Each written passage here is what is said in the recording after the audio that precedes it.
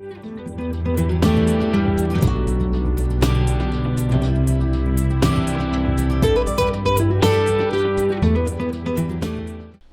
to the August 1st of 2023 City of Angels City Council meeting. Can we do roll call, please, Brett? Mayor Herndon, Present. Vice Mayor Moncada, Present. Councilmember Tiscornia, Present. Councilmember Brolio, Present. Councilmember Sharado, Present. staff is present. Thank you. Do a pledge of allegiance? I pledge allegiance to the flag of the United States of America and to the republic for which it stands, one nation, under God, indivisible, with liberty and justice for all. Okay, item 3 is approval of the agenda as posted or amended. We don't have any amendments that I'm aware of to the agenda. Does anybody have any? Any members of the public need to make any amendments? I'll move to approve the amendments. All right, we've got a motion from Alvin I'll second. and a second from, we'll go with Isabel. All in favor? Aye. Aye. Passes on a 5-0. Item 4 is public comment. The public may address the council on any item of public interest that is not otherwise on this agenda that is within the jurisdiction of the city. No action may be taken. Matters to be addressed may be referred to city staff or placed on a subsequent meeting agenda. Speakers would be limited to 5 minutes per person. So do we have anybody here that would like to speak during public comment? Rose, is there anyone on board on that then? Okay. Nobody? All right, we'll close public comment then. Item 5 is our consent agenda. We have 2 items on consent. Does anybody have any reason to pull either of those items? I need to pull item B. A. No, sorry, A. Okay, we'll pull item A by Isabel. Anybody else? Any members of the public have any comments? Okay, so we'd be looking for a motion to pass item B on consent. So moved. Alvin? Second. Caroline? All in favor? Aye. So then item A, obviously, Isabel, is yours. I was absent, so I need to abstain from that. Okay. Is that your only? Yeah, that's my only. Any other comments on item A? Any members of the public commenting on item A? Okay, so we'd be looking for a separate motion for that with the 4 of us. So moved. Alvin? Okay. Gretel? All in favor? Aye. So it's a 4-0-1. Okay, item 6A. This is a public hearing. This is the second reading to introduce ordinance 533, adding a new chapter of 8.50 critical infrastructure, wildfire risk, and flood hazard protection to Title 8 Health and Safety of the Angels Camp Municipal Code to protect critical infrastructure, wildfire risk, and flood hazard areas. Amy. Mayor and council members, again, this is to make sure that access stays open to our critical infrastructure so that, and no damage occurs to our critical infrastructure. Basically by putting a 50-foot setback for camping, paraphernalia, what have you, in front of it, keeping things out of flood hazard, wildfire areas. I'd be happy to answer any questions. If you pass this tonight, it would most likely go into effect approximately September the 10th. And then I did meet with the Health and Human Services Director last week and let her know that we had done the first reading, that we were going to be doing second in adoption of it. She was actually really excited for us to have that approved. It gives them a little bit, I guess, more leverage, if you will, to kind of push some assistance to those that need it. They have done quite a good job for us. I think they've rehomed 3 homeless individuals that were in the city for the last few months. They can't deal with all of them, but there were 3 that were rehoused to go back to family members or somewhere that made sense for them. So they are in communication with us. And so this is also going to help them use that as a tool as well. Right?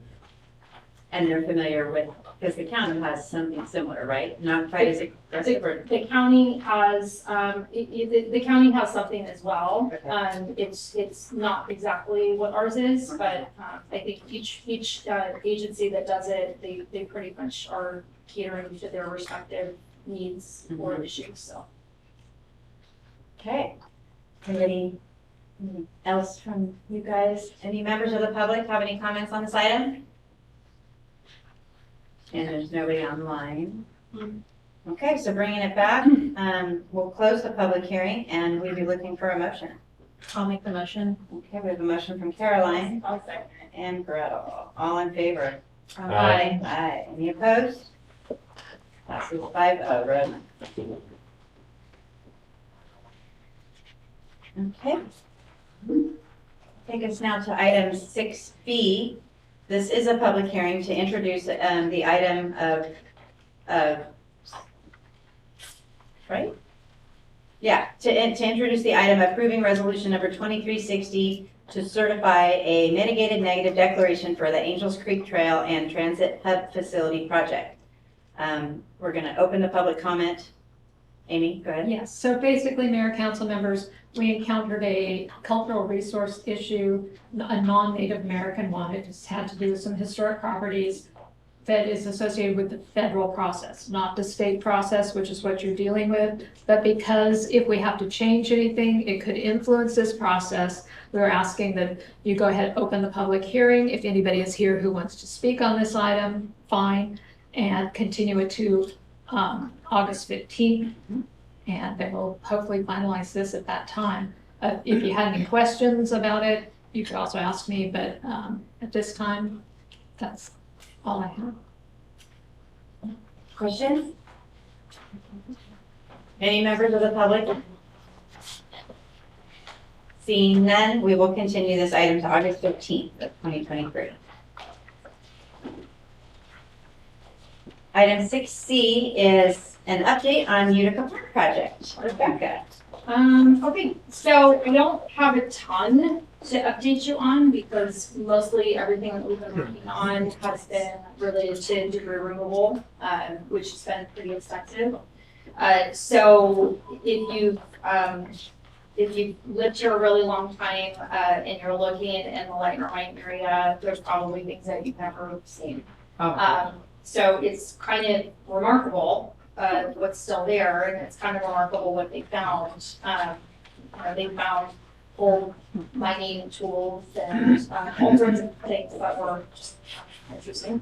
But there was, probably a good 50 plus years of overgrowth and debris that was there. So that's what they were working on for the bulk of the time that they've been here.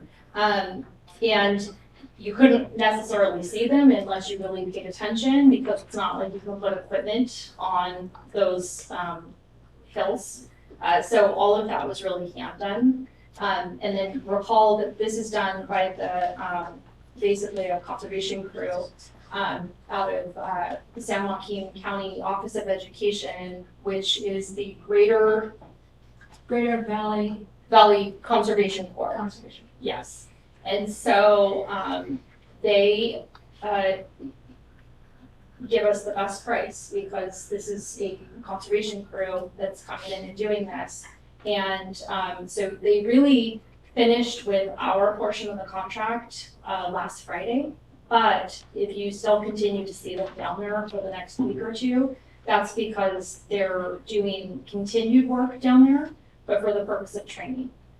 So they have other projects that they want to have done in the area in Jubilee County, and trying to pick up additional work in Calaveras County to try to expand to help the people that are working with them. But not all of them have been trained on all of the equipment. So we kind of get a screening, if you will, because that is funded with a grant they received. So they're just continuing to kind of clean up some stuff, and that wasn't really part of our contract, but it's part of the grant that they received to prolong name being in there. So that was the bulk of what we've been working on. And I know that a lot of the comments that are out there is, when is this happening? When is this happening? That took a really long time. And you also have to remember, we had 2 federally declared disasters that we weren't anticipating. So none of that debris could actually start until all the weather ended.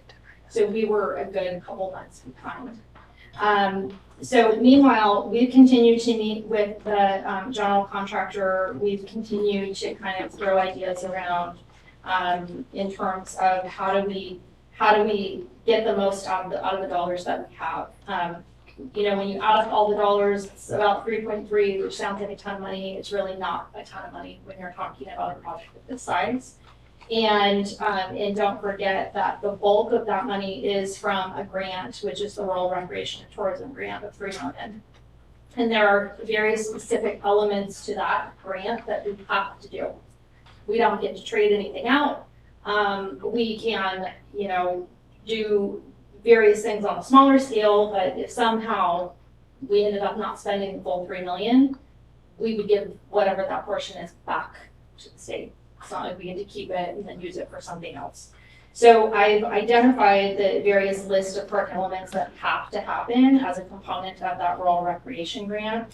And then, you know, as if anyone has ever gone through a remodel, or if anyone has done a construction project of any kind, you find all sorts of interesting things that you hadn't necessarily anticipated.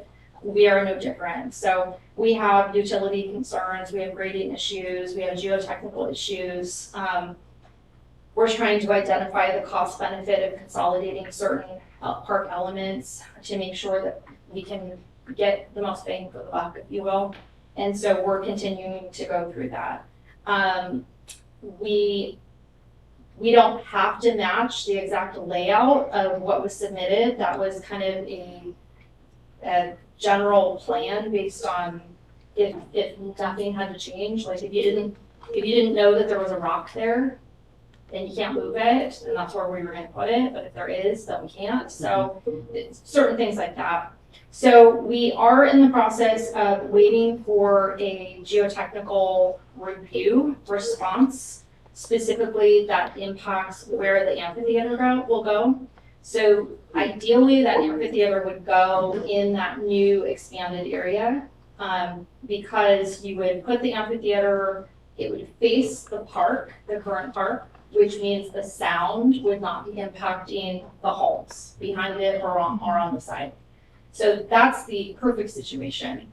If the geotechnical report comes back and says, you can't build there, then we're gonna have to come up with a different game plan. But we don't know that yet, so we're hoping we'll have an answer one way or another by next week. So the general contractor is pushing on that, so we'll find that out. But I will say, because of the fact that we're running into different things that we knew was probably gonna happen, that was why it was important to kind of take a better look at that ARPA COVID relief money that we received, and maybe not spend it on the wastewater project and instead have the wastewater capital fund pay for that and use the ARPA money as backfill for the park. So we may need that whole 400,000. We may not need the whole 400,000. I don't know. And we won't know until we're much farther along in this. Just to kind of get everybody's expectations in line, that expansion portion, we've always been very clear that we have until 2025 to get that done. And that was kind of what was lined out in the response that we got from the contractor, in terms of how long it was going to take to do all of those elements. So, you know, while it may seem like nothing's happening very fast, nothing was going to happen very fast. The only component that we were trying to put on the fast track was the playground. Right. And we're still continuing to put the playground on the fast track.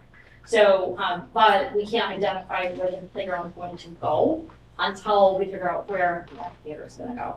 So once we get the geotech information back, then we'll know, yes, the amphitheater can go here, or no, can't go there, it's got to go over here. And then once that's determined, then we will know where the playground needs to go.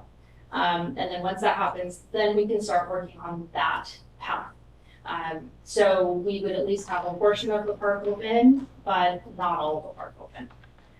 So realistically, we're still looking at, 2020, late 2023, early 2024 for the playground. But again, it's just dependent on what's going to happen with that geotech review. And then we did, just to kind of help with public outreach, we have a whole dedicated page just for the Utica Park. You can get there by going to our website, going under City Hall, and then there's project. All of the major material projects that the city is working on or is involved in is there. So whether it's the MAPT project or the Habitat for Humanity or the Angels Creek Trail or the Utica Park, we're putting those there, including the Caltrans Mobility Project for 49, because people are asking questions, and as we get information, we're going to put it there. So this is no different. So in terms of debris removal, there was a lot of debris to remove. It was pretty substantial. Just to kind of, again, aid in kind of some of that public education, the arborist report is on our website. If you want to read it, you can read it. It's very clear why certain trees were removed. There's pictures of the trees that were removed. If you spend a lot of time down in the park, those a lot of those trees that were removed, specifically the walnut, they were rotted. So there were literally holes in the trunks of those trees. So they were a risk being in there, and so they were removed. So where we could keep wood, we've kind of like hoarded it, kept it, and protected it, and so the plan is that possibly we can repurpose some of any of the healthy wood that is still there to be used for benches or signage or something that we can help commemorate those trees, because a lot of those trees were planted in either through donations or through group efforts to put them there. So we have received a lot of public interest in replanting various trees. So we're keeping their information, and then as we get to that point where we can identify where those trees could go and the types of trees that we need to invest in, we will work with those individuals or those groups and coordinate with them in order to have those trees planted and then have some sort of signage or something that we can. Placard or breakers. Were some of the trees planted in memory of past individuals? Have you got any calls? I have calls of people who want to plant trees. Right, but some of the ones that were there, we don't. I'm not aware of any. It was more like, I know that there was one from the Boy Scouts and Garden Club, and there was a family. But there was That's one for 3 Vietnam vets. There could have been.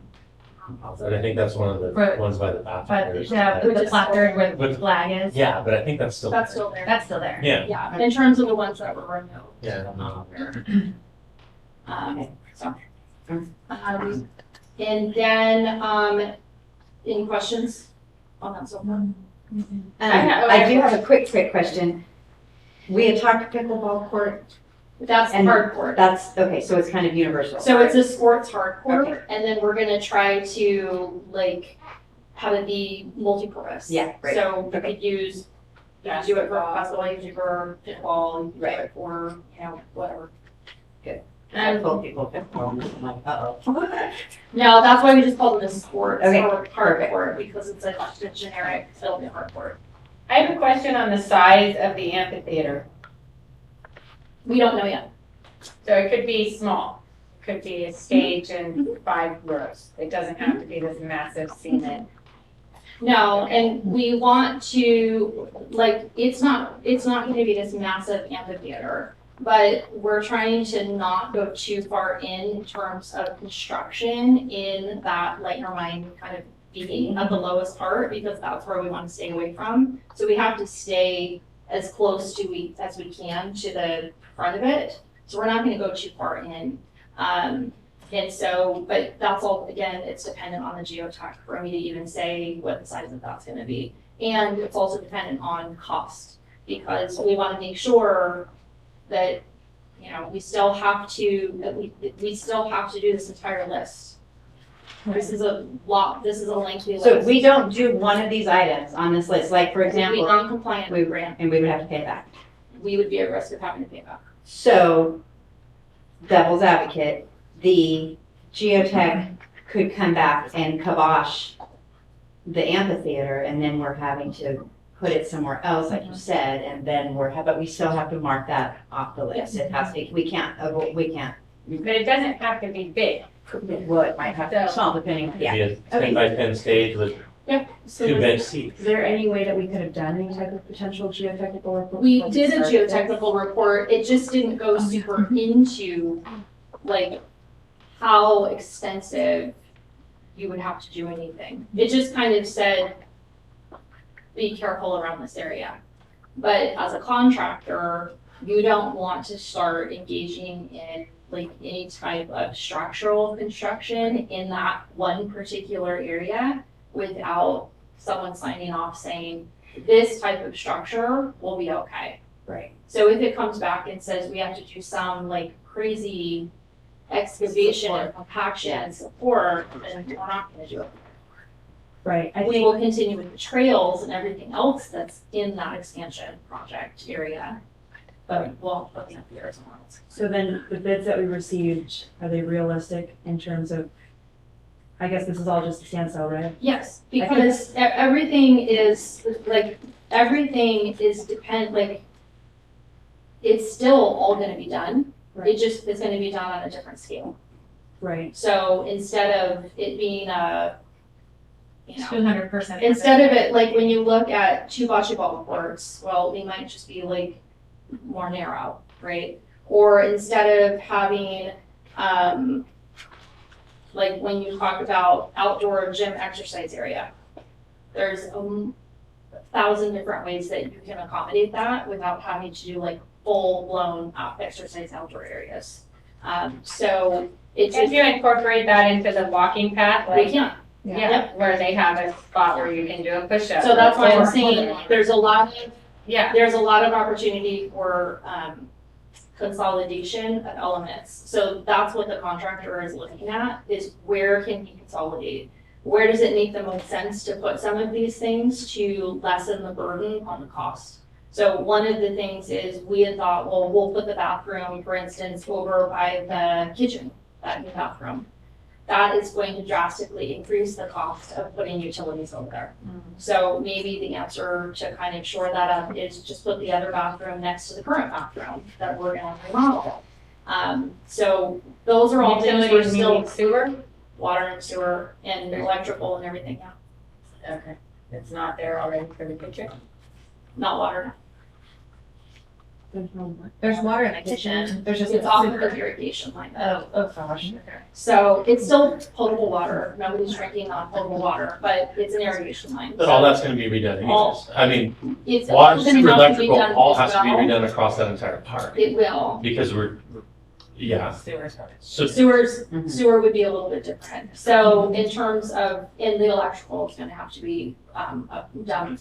It's not gonna accommodate what we are gonna put out there, and it doesn't currently completely accommodate what we have already. So there is, we did things Okay, interestingly at the park, I will say that. but with that pass, I mean, that's not, the kitchen's not old. I'm It's not confused, new. but it's not, I mean, it should have passed, It's not there so should old, be yeah. breakers and panels and up to code of 10 years ago, right? It was built longer than 10 years. Well, I'm just throwing out, no, yeah, it was longer than 10 years ago. And there's no electrical to pavilion other than lights. There's lights, but they're So, I'm not gonna go into it. I know, Anyway, for me, I'm so- concerned, I'm very concerned of this 2025 date, and we don't even have a plan yet. I'm kind of freaking out just a touch, but keep going. So I would say once we know where it's going, it's gonna go really fast. But why, I mean, so my opinion of this is it feels really backward because we just went and cut down a whole bunch of trees. That's a complete eyesore right now. And you're just saying right now that we don't really know where it's going. It's kind of up in the air, right? Well, most of That's the essentially trees what were you're saying. cut down not because of where they're at, they were cut down because they needed to come down. Well, in the arborist report, there's a mention of what, so specifically, direct quote, it says one was due to the location of the new playground improvements. So if we're gonna switch everything around, then that's one tree that we could have kept, that we got rid of But because the we didn't amphitheater think. would have probably gone there. Something is going there. So my point is that we have taken a whole lot of heat from, I'm sure I'm not alone in this, from a whole lot of people about how much of an eyesore this is. And now it feels really like a, oh shit, excuse my language, but did we screw up? Are we screwing up? Do we even know what we're doing? Do we have a, I'd like to request that we have a full timeline from when this project started to when we anticipated it finishing, as well as where are we at on the budget? I And I guess also think. budget, I it's have a important- quick, how did we? Sorry, can I finish? Yeah, go. I also think that because this is the biggest project that we have going on, it's also right in the middle of the city.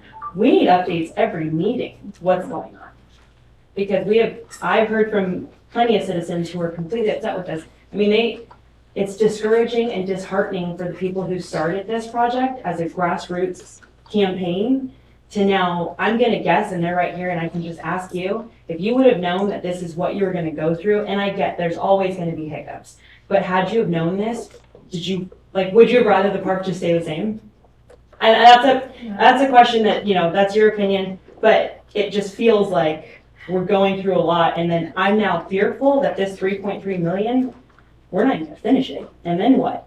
How did That's where I'm. how did the contractor I think that we bid will, but I the think- job without knowing what the work is, what only bid the playground. They did, no. No. Right, they bid it based on the entire list. of- right, but admittingly, we know that that list has to happen, but it could be smaller, it could be more narrow, like you said, or so is he going to then change his bid price because it's not a 42 by 42 bocce ball court, it's now a 30 No, by. but you change the size of the pavilion. Instead of moving the pavilion, you just refurbish the pavilion. So you're really not gonna change the pavilion at all, other than you might you might wrap the top of it. Right, You might, you might just modify it, where, but that changes how he put his bid together, I'm No, sure. it doesn't. Oh, Because he didn't put the bid together as individual items. He put the bid together based on, sorry. Because when you are, so as a contractor, we bid, and if we get run into rock and we have to jackhammer for 15 days, we say, hey, look, there's a do you change wanna, order. there's a change order, do you Right. wanna do this for 15 days and pay us for that? Or would you wanna move your patio to over here and your pond and we make alterations? That's what I'm- that's what I'm And we still nervous do it about. within that budget. Right, but then that's gonna affect, aren't you possibly going to then need to do like a grading plan if you're gonna have to move dirt or anything of that sort, which is gonna cause a new? I mean, yeah, but you're working within the realms of the budget that you've been given, that contract that you've done. You were gonna try to keep within that budget. And this is not a non-local contractor. This contractor has been doing park He's familiar with this. projects. No, I'm aware, I'm just throughout the concerned, like entire I said, that area. we're gonna spend a whole bunch of money and be left with a pile of dirt and. And this is kind of like I'll equate it to a remodel. It is. I mean, absolutely. You've opened up the walls, you've now got a clean slate, and you go, Looking okay, Right. hey, We deal with this all the time. yeah, you got a clean slate, so it's open and we're good to go. I just want to get moving on all this Yeah. because Right. 2025 is not very far off. I know the group that's here too, they want that playground in because there was some constraints and different things there, but Right. that needs to go in like soon, and that's what we were fast tracking that. So, but you're talking about moving things around and shuffling things, so I think at least we need the playground structure to know where it's gonna go in the exact same spot, 10 feet to the side, whatever, we need to get that going so we can get the play structure in and get that aspect Well, the done. problem is, we have to know where the amphitheater is going first. Right, and you're only waiting on the geotech, and Yeah, after that, we're what's in the on the next geotech. week, And you if should you, know geotech. and so on the project plan, we also have, the timeline for the contractor when he bid. Right. That timeline has not changed. It has every aspect of the project. He's just. It was very clear. The only thing that kind of held us up was a 2-month gap because of weather. That's it. We have a 2-month gap for debris because of weather. So let's put that timeline on the website. It is. I've looked on the website and I do not see that. And I also think it'd be helpful if we had a click there for more information, because there's just a picture, and if you don't know to click on that picture to go to that next website, it doesn't, it just looks like it's a one sentence thing that says the park is being updated. So I think it's important to have that timeline on there. And then on the play structure, I know that you're saying that the location is kind of to be determined, but is the design of it approved? And like, we had even talked about ordering it. It's not, no, We can't do that yet either? No. Because again, it depends on what the size is gonna be and the location. So all of that is The only dependent thing that wasn't determined was the in where it goes. So if the amphitheater has to go over here, and then it pushes the playground over here, you might have more or less room for the playground. So then You we might can have- get more and then playground You could, structure or whatever. but if it turns out that all of this is gonna have to, we run into an issue with everything, part of the rural recreation grant included playground. So it may impact the size of the playground. So in the plan, it was to kind of make the playground footprint a little bigger than what it is now. So it may have to go back to the size that it currently was. We just don't know that yet. So once the geotech is done, we should have an idea next week. Then we will know the next steps. And it's been hard to give updates, so I have been giving verbal updates as I can, but it's really, we're still doing debris. We're still doing debris. We're still doing debris because we can't do anything other than debris. And then now that that is done, now we can move to the next phase.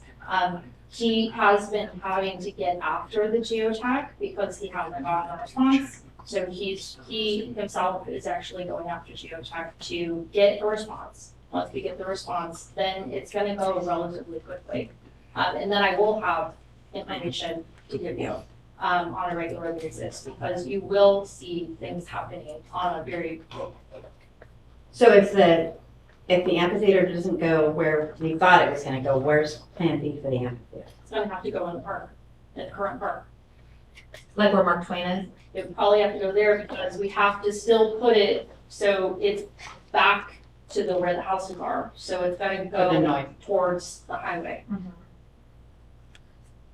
So do you But that increases. have a construction. rendering of that, of what that, you haven't even messed with it yet, the design? The least costly way of doing the amphitheater is putting it in that base because you don't have, it's already kind of. There's already a natural You don't want It's it. already naturally there, so it's not like you're having to do a ton of excavation, you're just terracing down.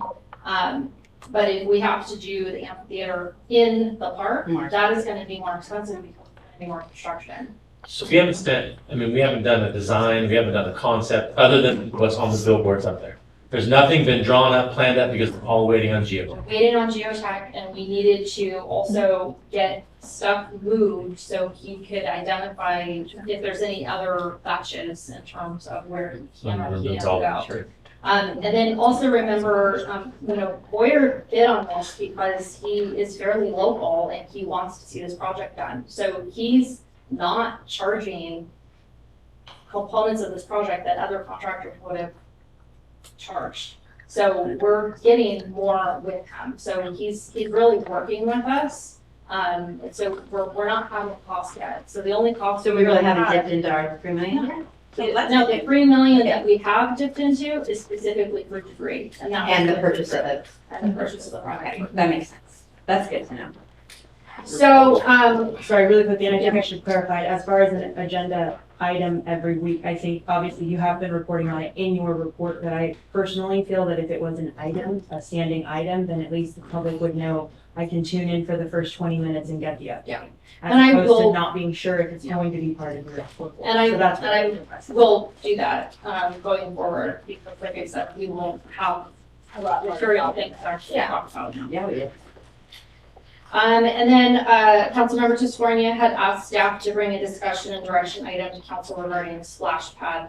I do know that the splash pad had been, one of the items in the outreach that happened 3 years ago, Give or take, COVID, Yeah. I mean, somewhere, Before COVID. yeah, Yeah, yeah. PC. And so it was right, it was up at the top, but, it didn't make the list. So one, it's not part of the park elements. There's no funding in terms of the rural recreation grant. There's, I don't have any funding, in terms of construction. We still went through the process of looking at, well, what would one cost? What does it need? What does it look like? And so we've kind of gone through, we looked at other agencies, we looked at CDC requirements, we talked to our insurance pool. We've kind of gone through, we talked to vendors that sell, that are contractor or construction people for splash pads. So we've kind of gone through all of that. I included a feasibility study that a Recreation and Parks District did. It's in another state, but it doesn't really matter because it doesn't matter if you're in Tennessee or California, splash pad is a splash pad. So in California, the only kind of caveat is where in other states you might have the ability to choose a constant rotation of water type splash pad. In California, especially in a drought area, you really don't. Because if you're in a mandated drought area, you cannot, that would be the first thing to go. Anything that is not a drinking water, health related water use is going to be turned off. So if you look at the last 10 years, we've been in a drought. 3 of the last 10 years. So we wouldn't be able to actually run a splash pad. So the only way you can is to do a reclaimed system. So a reclaimed system is, it's just recirculating the same water over and over and over again, but it has to be treated. And so because you have to treat it, it's like a little mini water treatment plant is what it turns into, which means now you get a water treatment plant operator. And you have the daily maintenance of it. And then you have the annual turn it on, you have the annual turn it off. Once a month, I think, you have to actually swap the reclaimed water completely out because you can only treat the same water so many times. So then you have to start building equipment on site for not only the treatment, you have to do a dechlorinization chamber because we can't put chlorinated water back into our wastewater treatment plant. And it goes on and on and on. So in terms of what does it cost, if you take reclaimed water system off the table and you just say any type of splash pad that's out there, it's anywhere between $65,000 and $500,000 To install or to maintain? to construct. We would be in the middle because it's got to be a reclaimed system.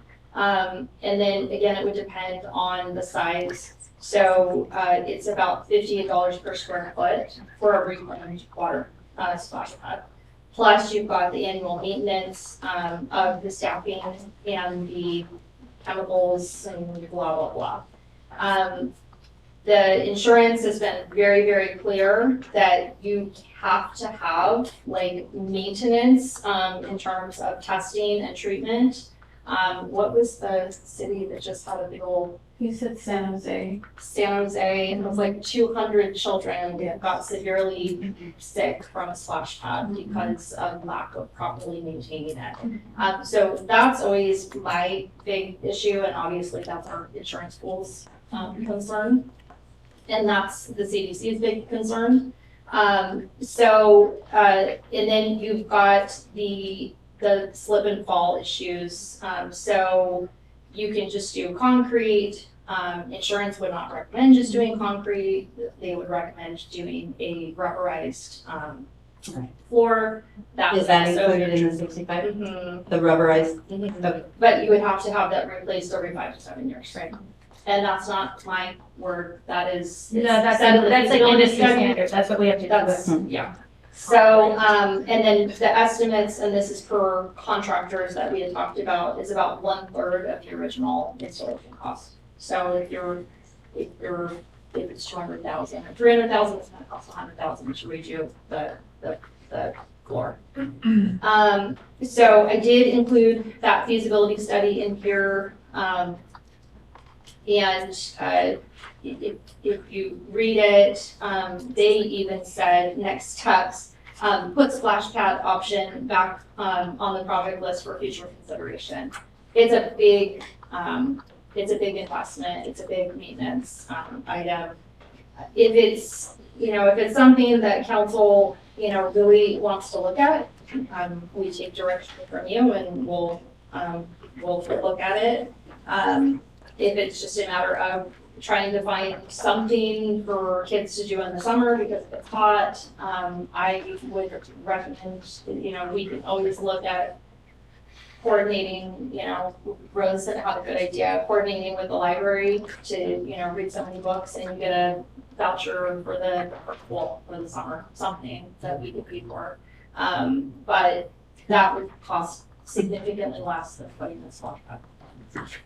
So was there anything in here about winterizing it too? You do have to winterize it. Yeah, So I you figured have you to winterize it, so you have to shut it down. So in the shutdown process, you have to winterize the whole thing. And then before you can open it back up, you have to go through that whole process. So I did a bunch of calling around and talked to several cities and municipalities that have flat pads. I did a bunch of research also, and I tried, hold on. City of Modesto has like a dozen. And next year, they're constructing and opening a water park, whatever that is, different, but it's obviously bigger. A gentleman named Nathan Poe, who was so helpful and answered any question I might have had, because I've never been to a spot pad. I've seen them. So the reclaim system that you talk about, he says that is an option. That's not how they operate theirs, but he did say that it is not quite as cumbersome as this feels. The testing can be done like you test your pool for the chlorine. It's not $100,000 a year employee, that has to sit there and do logs, but there is some maintenance, some testing and logging and things like that. They do potable water. They don't do a reclaim system. They do potable water, and it is just as if you were drinking it. He said they have no problems. You don't have to do any testing. It's all tested when it comes to you, when it's a hookup. If somebody claims that they got sick, really? How'd you get sick? Because that's the water that house has too, and nobody from that house is getting sick. What do they do during a drought? What they do is they have it on a system that is like he makes it sound like it's a really amazing automated system that can be cut back and controlled and limited. It's like how you adjust your sprinklers, I guess, in my mind. They run theirs from Memorial Day to Labor Day, and then they have had to shut them down or restrict them and limit them more during droughts. But I think he was, just telling me that they run theirs from 11 a.m. to something or whatever, and then you cut it back. So it's on time. It's on- There's like time schedules. Yeah, he made it sound really like, I don't want to say hands-free, but someone would have to just check on it. Like, I have to check on my sprinklers all the time because they're not running right or what have you. So, but I don't think it's going to be as much of a maintenance nightmare from what he told me. Does Modesto have a parks district, or is it the city's general fund? I was talking to the gentleman at the Park and Recs. So, That's the and I'm, difference, yeah. right, Yeah. but I'm just telling you that this is how they do theirs. He made it sound very doable to me. Do they charge entrance for usage of the splash pad? I didn't ask him that, And and I I think didn't. that they wouldn't, it's a public park, they're not Yeah. gonna charge you. This is what he told me, his exact scenario, and I was trying to wrap my mind around this earlier. He said if I can get 5 households to not, in a hot day, 106 day, if I can get 5 households to not do a slip and slide and run through the sprinklers on their front yard and let the water get all down on the road and in the drainage, and instead come to my splash park, I've saved money. I've saved water. And I was like, wow, looking at it that way makes a lot of sense. So I thought it was a great resource. He talked about 20 gallons a minute, potable water, it then drains into the sewer. I said, you don't have to do anything. He said, it's all treated when it comes in. You can turn it on and off. It's easy to do. And they absolutely love theirs. he said if I could put more, every park should have a splash pad. I thought that was at least positive, and I really liked the resource. I also talked to the Consumnes Water District up in Sacramento, Elk Grove.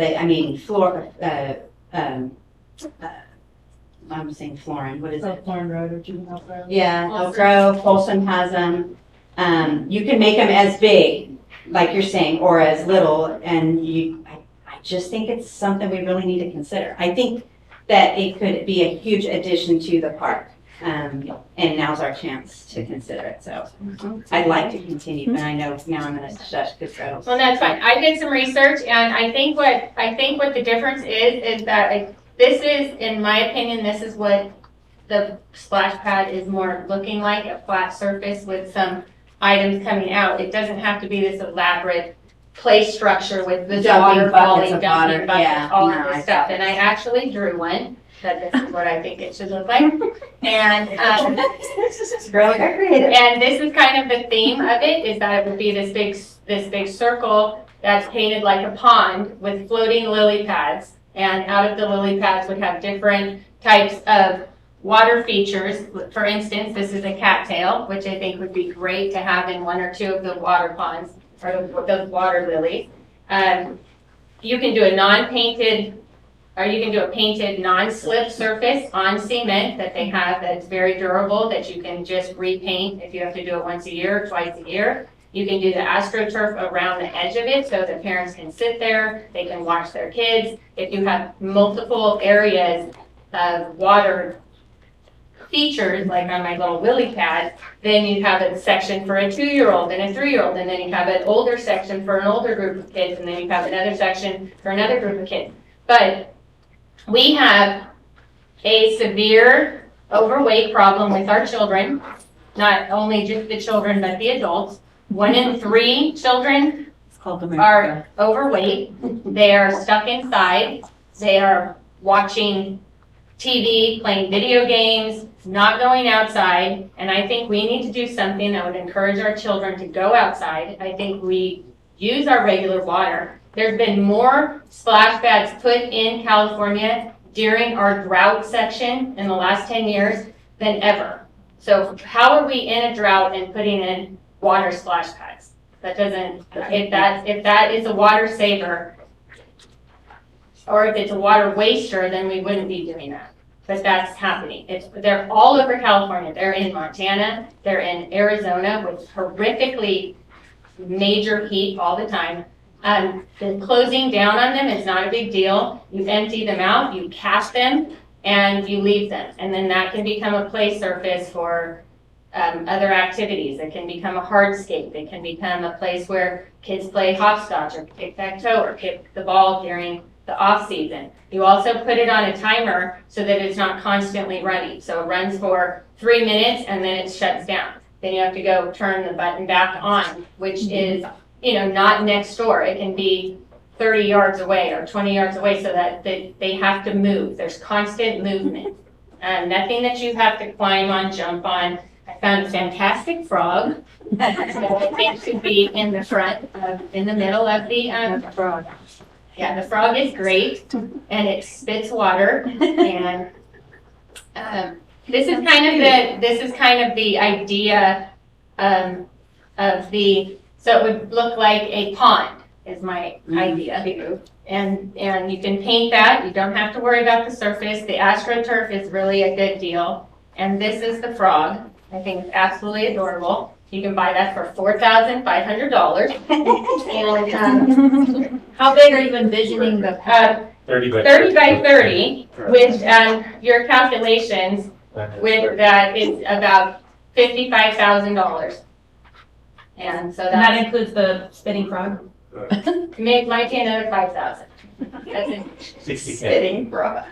And I think that the community club raised $135,000, and I don't think it needs to come out of the grant, because I think that the community club would be happy to have that. So. And then if their you money said goes to the it's, playground? But yes, but it can be moved because the playground is included in the grant money. Not all of it. Because that was part of the deal with the grant. The grant is paying part. So the $60,000, the community club's money is only paying for the play structures. It's not paying for any of the construction, it's not paying for any of the grading, nothing. So the grant, probably a grant, is what's paying for the construction and the grading, none of the, and any of the overages of the equipment. Well, I just still think we should look into it because I think that all these other places have these great splash pads and I don't see why our kids in our community can't have one also. I also looked into insurance and it's the same as insurance. They consider it the same as a play structure. And we don't even have anything to climb. Maybe the problem.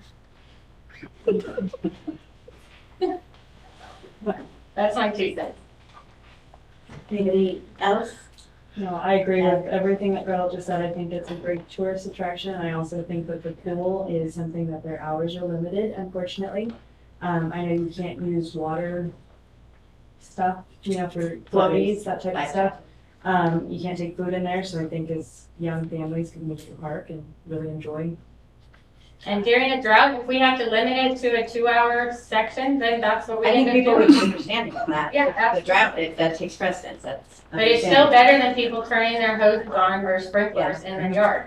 And I just think that we are blessed to have the use of the water, and I think that it would really be a benefit to the community and to people visiting, and especially to the kids. They need to get outside. Well, and since this is for the kids, and obviously, like I said, it's grassroots effort, and rather than us turning and saying, oh, can't do it, why aren't we trying harder to find ways to make things happen? So, I don't think I it has to, appreciate all of the work that you've done, because, and same with you, Jim. I don't think it has I to didn't be do design. 2,000 No, square I feet. got I mean, 900 square feet is big. I mean, 30 by 30 is probably close to the size of this room. And I don't think it needs to be any bigger than that. And there's plenty of Smaller, spaces. too. Yeah, well, there's plenty of spaces down there that have a flat area and it can be directly close to the play structure. So if the kids want to, play in the water for a minute and then go to the play structure, it's all in a general area that the parents can Watch. watch. Did you find out, or what was the ongoing cost? Did you ask about that? I did not talk numbers with this gentleman, I was just talking about like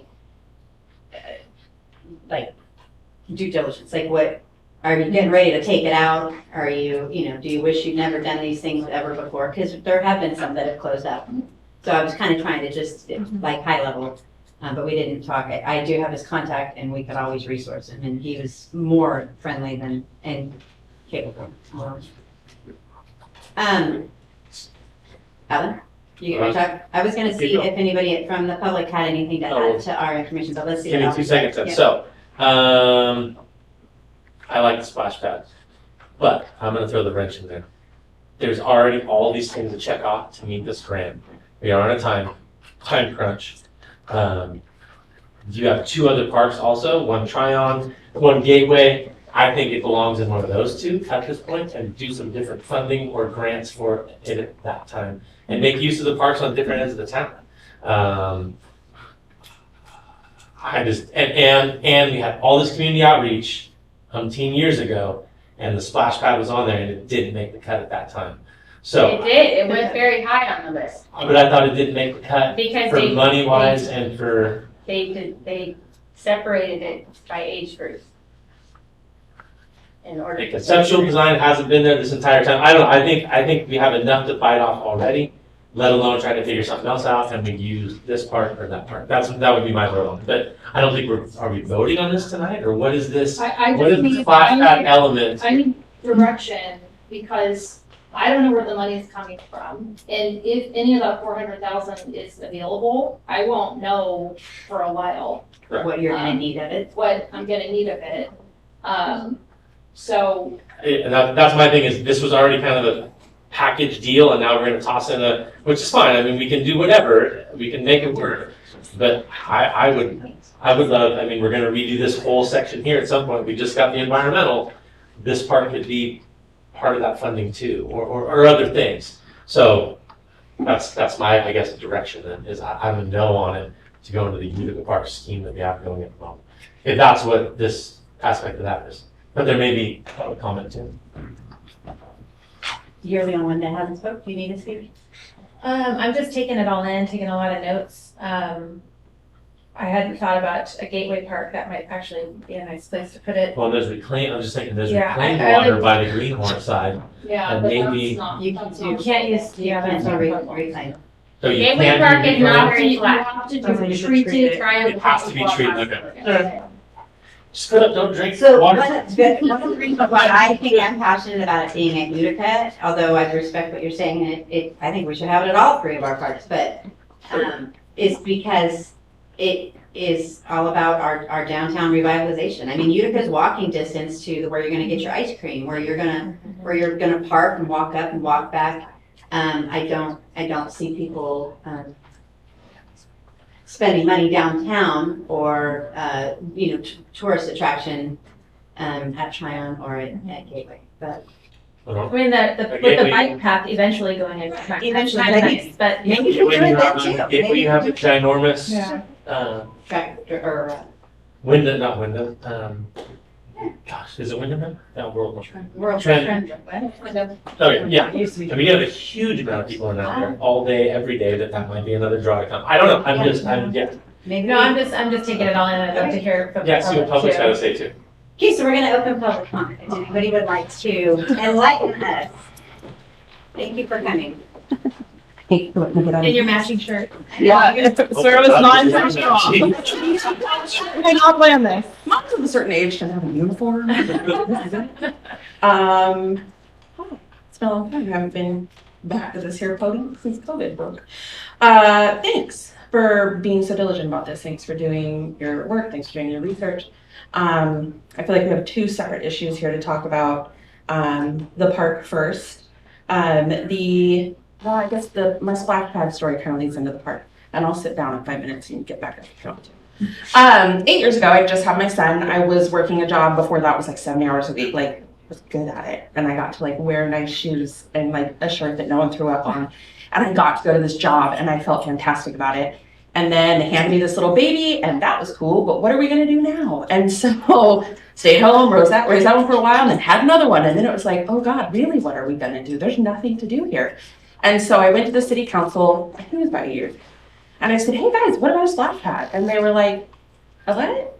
No one had kids on that council at that time. And I explained it and, immediately met with opposition. Good old boys, why can't you just go in the creek like we used to go in the creek? Well, for a plethora of reasons. Like, I'm breastfeeding one, and this one's in a swim diaper, and we just can't do that. Now we really can't do that, so haha. But I was told, such a great idea, take it to so-and-so. Such a great idea, take it to so-and-so. And I went to like 15 so-and-sos until I finally came into contact with people who said, like, close the door on this, it's never gonna happen. What about the park? And then we shifted our focus to the park, and that kind of took off and had a life of its own. It's disheartening to me to hear that there's no plan for the park because I thought we had a plan for the park. We convinced people in this community who work exceptionally hard for their money to give us that money so that we could use that for the plan that we laid out for them. And now we're changing that plan on them. I can't go to the grocery store to buy milk because I get in the back corner of Save Mart and I'm immediately cornered by someone who wants to know why I cut down the trees. I don't know how to use a chainsaw, it wasn't me. Or why I took the fence or the trees out and why I want to use fencing. I don't want to do any of that. I just want a safe, engaging place for children of all ability levels to play. That was our initial goal. It took on a life of its own. This grant opportunity came up and city didn't have the money and we said, sure, we'd love to give that to you. Didn't change our focus. Our focus was the play structure.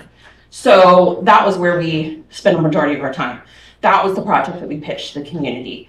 Those were the fundraisers we held. Lucky for us, Winter Creek got word of it, which is like the craziest thing ever because it was like a hairdresser told a nail technician who told someone who cleans carpets that it was such a small town thing, and it worked out in our favor. That money that was given to us by Winter Creek that was housed by the Calaveras Community Foundation was earmarked especially for park play equipment. like specifically, that was her intent for that money. What we had raised was for the park, and people hated the bathrooms and they wanted to have a fenced in area. And so that was what we kind of said our money was for. And so in terms of whether or not we could switch up some of that to do other things with it, I don't know. I mean, Winter Creek's money, no, they gave that to us in good faith, thinking this is what we were doing with it. So we'd have to have a discussion about that. If there were money left over, because as I see it, there was a match by the city for things, there might be an abundance of money for that, and we might have some left over to do something else with. If I had $1 for every time I've heard the word amphitheater, I could buy one. Amphitheater to me, and I'm old, so I'm like, we're not getting the Rolling Stones in here. Like, when we kind of pitched that, we thought that it would look more like what Murphy's had, like just kind of like a raised stage where a band could play in the park and you could hear it a little bit better. And I've seen some feedback online, which I had to get off of because also I was tired of hearing about myself online. I think you guys know how that goes. People were saying that we were taking the focus away from the kids and putting it on revenue. We only wanted tourists in here for these big concert venues.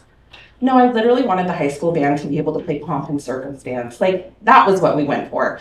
We never wanted this to snowball to be a grievance or a, have this big opposition group move against us. We like kids and we like trees. Well, if you give me 30 seconds, I'll sit down and get back up again because I got a lot to say. I did the same research that you guys did on splash pads, and I'd love to tell you what I think about that. I agree with Alvin that Utica was never the place that we had intended that. We thought of Gateway and Tryon for that. We, as a family, go as far as Sacramento. We went to Idaho and found a splash pad. While we were there, we buy our groceries, we get our gas. Downtown, we have a theater.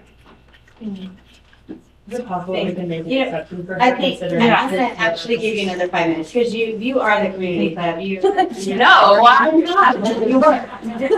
We're a collective group. We did. Well, we would take any opportunity. We went to some that were very basic in Lodi outside of Mickey Grove. It is literally a green brushed pad that has like 4 spouts that pop out of the ground. You run over, you hit it, it goes for about 20 seconds, and then it washes away. Good on Modesto City, because it sounds like they kept the same guy from when I talked to him 8 years ago.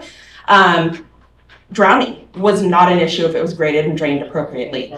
The only encounters that they had with any type of bacteria were in holding tanks because they weren't UV sanitized. That happened a lot in New York and was used then as the model, for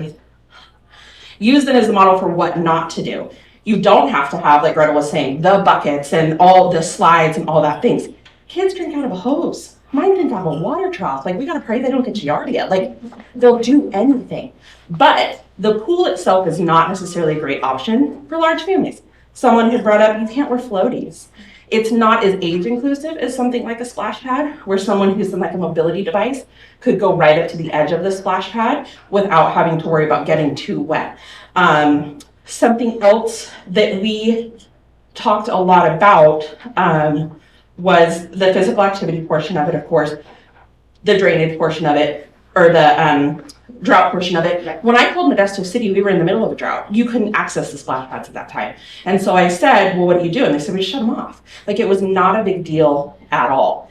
I personally have always thought we could get the Utica project finished and then springboard to other parks. Our mission statement, I think, is making Angels Camp more family-friendly and inclusive, one park at a time. And we really took that to heart. But now, with opposition and changes and all of that, it's really, I mean, we talk about it, and do we want to put ourselves out there for this? I don't know. Do I have it in me to raise money for a splash pad for Gateway? Probably, if I quit getting called a tree killer. By the way, Gene Bettger, Tony Albazio, and Clint Whittle were 3 Vietnam vets who were killed. I'd like to go on record as saying I did my research. Those were the trees that were planted down there that were poplar trees that died shortly after being planted because they were not native to the area, they didn't have the great irrigation, and so they died. So when people say that the trees down there were in memory of other people, this is the group they were planted for, and we'd love to see those come back. I didn't know that so many groups had reached out to you about donating. Fantastic. Let's get plaques out there. Let's acknowledge those people. Yep. We started this as a grassroots. We wanted it to stay a grassroots. I just want to see a park play structure while my kids still want to go to the park with me. That's it. They're getting too cool already. So this town has become complacent with poverty. That is always something I've said about it. We have a lot of people who don't have the means or the opportunity to travel outside of the area and haven't seen other opportunities for park and recreation. That's not a judgment call. It's just simply the way it is. It's hard to get out of town.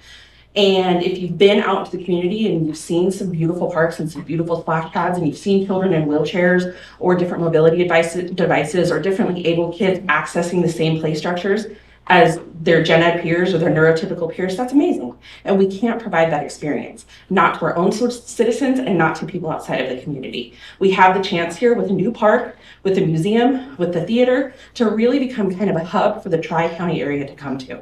So I would really love to see our park project be finished the way it was laid out and intended to be, and then focus on other recreation opportunities for the town. That's it. Thank you. And just to kind of jump on what she's saying, that is a big component, is accessibility in the park. So it's not just that this is the list of items that we're trying to do, we're trying to also make sure that they're accessible, that the trails are accessible, that the exercise equipment is accessible, that the different components of the playground and the other areas of the park overall are available to be enjoyed by all different ages and abilities, whether you're sight impaired or hearing impaired or an infant or, you know, a senior, or anything in between. So, you know, that's where a lot of the planning is going to come in. But, you know, you have to get through that first section, which is, do you knock that wall down or do you knock that wall down? And that's where we're at. So, you know, as much as we can, we're trying to keep, you know, the basics of what's there. Make sure we're incorporating all of this. Again, still making sure that we're putting the emphasis on the park or on the playground first, because we want to get that done first. And that, I think, is going to make everybody a lot happier, because you'll actually be able to be participating in those conversations and picking out what the slide looks like and picking out what the swings look like or whatever it is. Where right now it's all like a, you know, general, like, it's right around the corner. Some interest. Yeah. We're not gonna turn anything into a parking lot though, right? So I've heard some rumors about the possibility We of. talked about, Gravel parking we lots? are losing some parking. Uh-huh. So we need to identify if there's a way to not lose all of that parking. So we had a good meeting with the community club in terms of coming up with maybe some different ideas on how we could kind of kill two birds with one stone. I still think we're gonna lose parking. I still think we're not gonna get all of the parking spots that we're going to lose. But we'll have to, you know, we talked about the fact that we didn't have enough parking to begin with. Right. So we're gonna have to continue to look at those as additional projects, which we are at the same time. I think so. To clarify, my question is, so what is right now currently the park? We're not gonna eat into that to put parking in, correct? Sounds like I've heard some rumors about possibly turning part of that into a gravel parking lot. The way I don't want to even go there, considering how much we've already heard about losing trees. Yeah, I think if we lose any So ground. we had that conversation with the community club, Mhm. they agreed. So, They we're agreed what, sorry? not Okay. eat into any portion of that, for parking. So we talked to the contractor about looking at some alternative solutions, for parking, but also Rattle is also sitting on the all hazards, project. On those legacy roads, we have to address some parking issues. We can't have cars parked in some of the areas in Utica Park that are currently parking in Utica Park. So we're gonna lose that. So could they encroach So like that's what foot we're or saying. two, We can we encroach for a 6 little inches bit. or Right, whatever? as opposed Maybe we encroach in somewhat, Right. so it's not like a whole parking lot, but we encroach to some degree in, in order to alleviate some of that.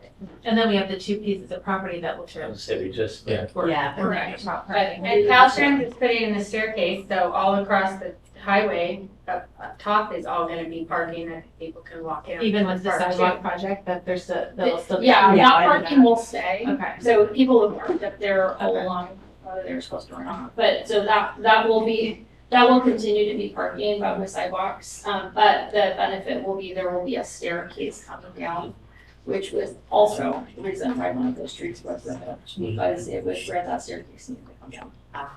I wanted to thank you for coming up and speaking, and I also wanted to say that I don't think it's fair at all that you're getting that flag and that fire from the community. And if you want my phone number and my email to give to people, I would happily take that off of your back, because that is not okay. Thank you.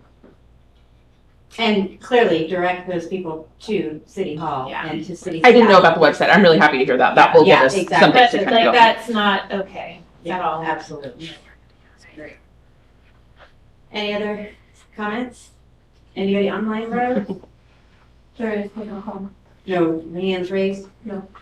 Okay. So I guess in terms of possible direction, it's just kind of a wait and see, and then we Well, we continue can't to do bring anything back. until we get the geotechnical, right? But I'm talking about in terms Oh, of for splash conversation with your splash pad, just keep I getting think further that some into the research project. wouldn't hurt to try to look into the alternatives of more affordability. I think they're out there. I think with what Gretel said and with what I found out from the city of Modesto, maybe just Amy can.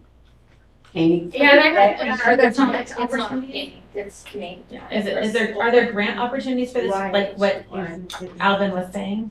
Sorry. Grant opportunities for splash Yeah, pads. to put into Tran, Potentially, just like there was grant opportunity for the Eco Park, but, because I'd rather have it be paid by something else. yeah, for sure. So, we're constantly between Amy and myself and, Michelle looks at them, we're constantly looking at grant opportunities. Yeah. Whether it's, economic development or parks and rec or transportation or water, wastewater, roads, whatever it is. And then obviously we coordinate with COG where we can as well.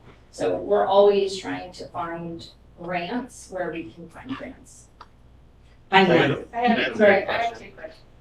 I was just gonna ask you, so you mentioned Amy's not doing this, and So Amy, Right. yeah, so Amy's contract is specifically for like cleaning services. So we're just next item. Yeah, that's our next item. So we're just realigning responsibilities because Chris O'Flynn he is parks and roads and water and wastewater. He is public works.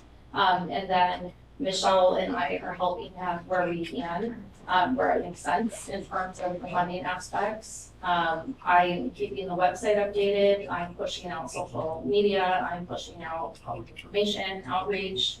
And then Amy is in coordination with us there as a resource in order to identify additional grants that might coordinate with some planning aspects. So we're kind of working on it together as a group. so is there a way that we can, write maybe updating websites nowadays are pretty, I don't want to say easy, because maybe not for everyone, but that we can write that into someone else doing that, because you have a lot on your plate, and I feel like that's, So we don't have administrative staff.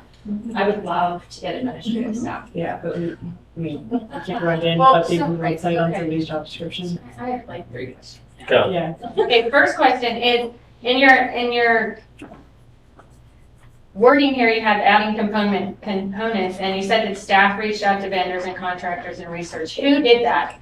Did Amy do that? Amy did that, I did that, Chris O'Flynn did that. Yeah. Okay. So brings me to my next question.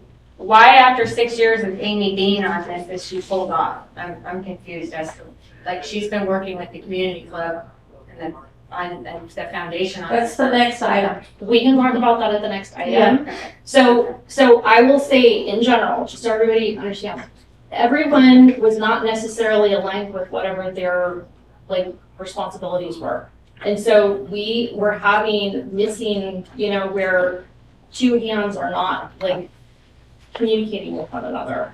So we're trying to make sure that everybody is in their Lane. lane. Huh? And making sure that everybody is doing what they can do, and then we work as a team together to best facilitate, like, you know, it's like we're trying to put our A-team together. So I don't want to burden you down with things that you don't need to deal with, when she's really the one that is really, you know, she's got the background in this, you have the background in that.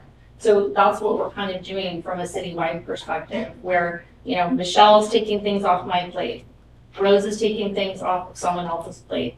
So that's just kind of across the board from a city perspective. So it's just taken a while to kind of root up all of those things and figure out where the kind of pinch points are. So that's where we're at.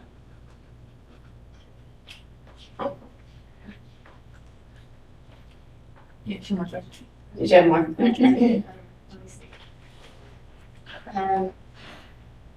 Okay, and then in terms of this being this big, huge expense, I mean, we voted to spend $60,000 on one more toilet with the new bathroom. So I appreciate that we're watching our budgeting and all this stuff, but I mean, if we're looking at a $60,000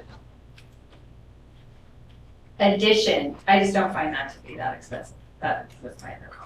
You don't find a splash pad to be that expensive? If Is that what you're saying? yeah, we just voted at the last meeting to do a $60,000 addition Right. to a bathroom. Well, everyone uses the bathroom. Yeah, I agree, I understand that, but I'm just saying, in the scheme of the whole thing, I mean, looking at, reading this, it was like, oh, it's gonna be a, you know, $500,000, you know, maintenance and all this stuff. I think this was a glass half empty report, and I just wanted to bring light to the glass being half full. Right. And So I think what I'm hearing from all of us is we want to stay on target with the park and get that going sooner than later, as you're saying, and that's the priority. I do think that maybe my opinion is to revisit the splash pad for options, just to see, to kind of narrow it down, keep it on the list and narrow it down. Definitely look for funding sources. If you can find grants that are out there, that would be perfect. And then we would reconsider, but we're not going to step on the toes of the park project. We're going to kind of parallel the two. And then we'll readdress it and we'll figure out if it's something we want to find a funding source for and do it, and where. If it's at which park, all parks, no park, pick a park. Something like that.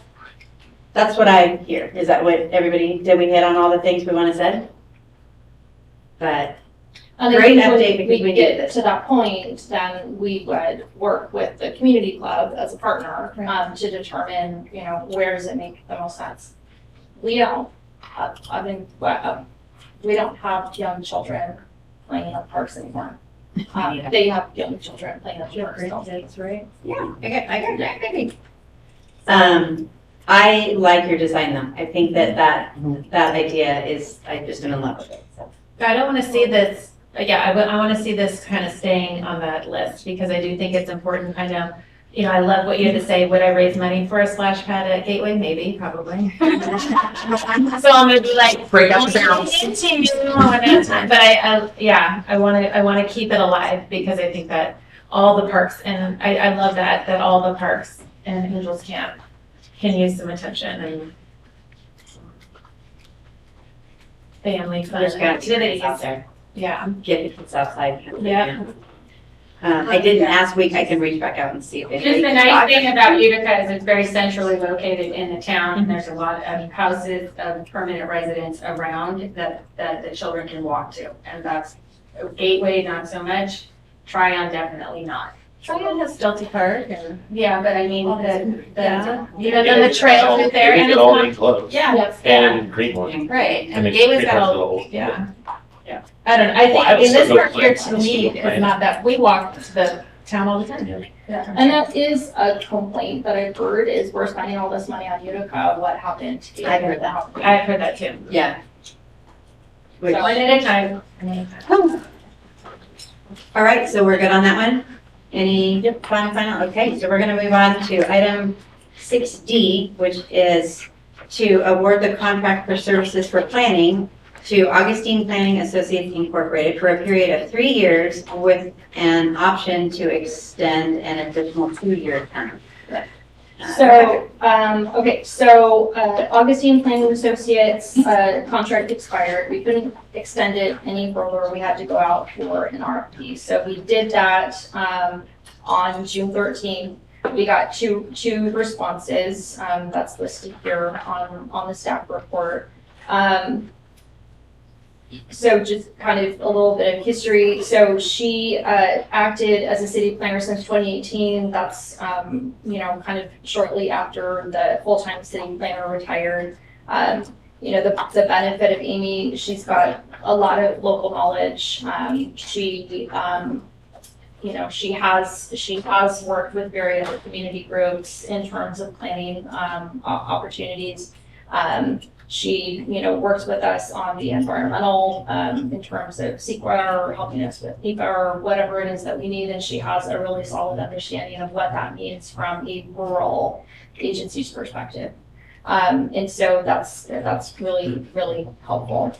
So, in terms of what a planner does, and this is why I'm saying we just have kind of like thrown everything in the kitchen sink onto people's plates, and it's not been working out exceptionally well for us. So the scope of services is in your staff report at the end of the contract. This is what the planner does. And so, where we need to focus a lot of our time is we need to focus a lot of our time on short and long range planning. So when you look at our plans right now, they're stale. So for instance, the Main Street plan, I think is what, 2012? Do you remember, Amy? Which one? The Main Street plan is 2012? Not off the top. I think it's like 2012. That's way too old. Yeah. Or the North Angels plan, or the bike and trails plan, or the PICA plan.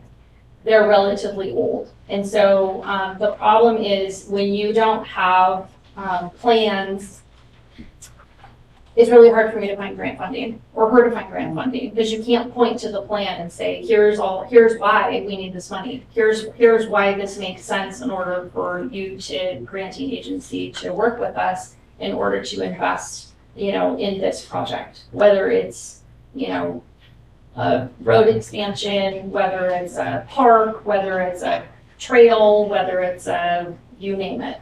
And so, so a lot of the efforts that she's going to be working on really are narrowed down to day-to-day planning, which is talking to the public that come in that have questions about projects, but also working with us on that short and that long-range planning.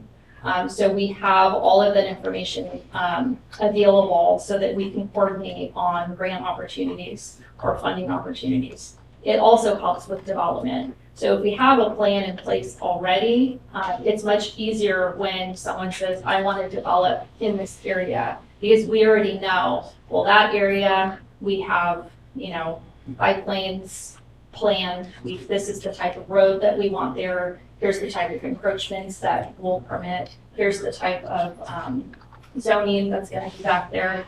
And so we've got kind of swaths of property that, are ready to potentially be developed, but we don't yet have that plan. We have concepts, but we don't have a plan.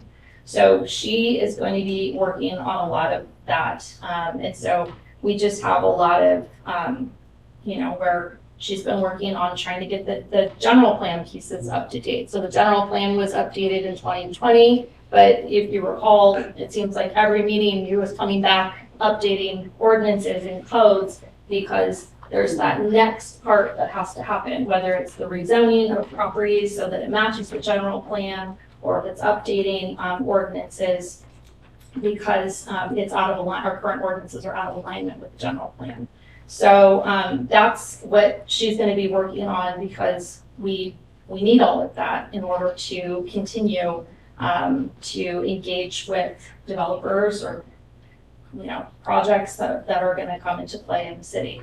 So that's what her, her response was. Her response in terms of scope was all included in here, in her contract. We're just recommending, the contract to be a 3-year with a 2-year, option. The current contract that she was in, it was a 3-year and then one-year terms after that. So this just makes it less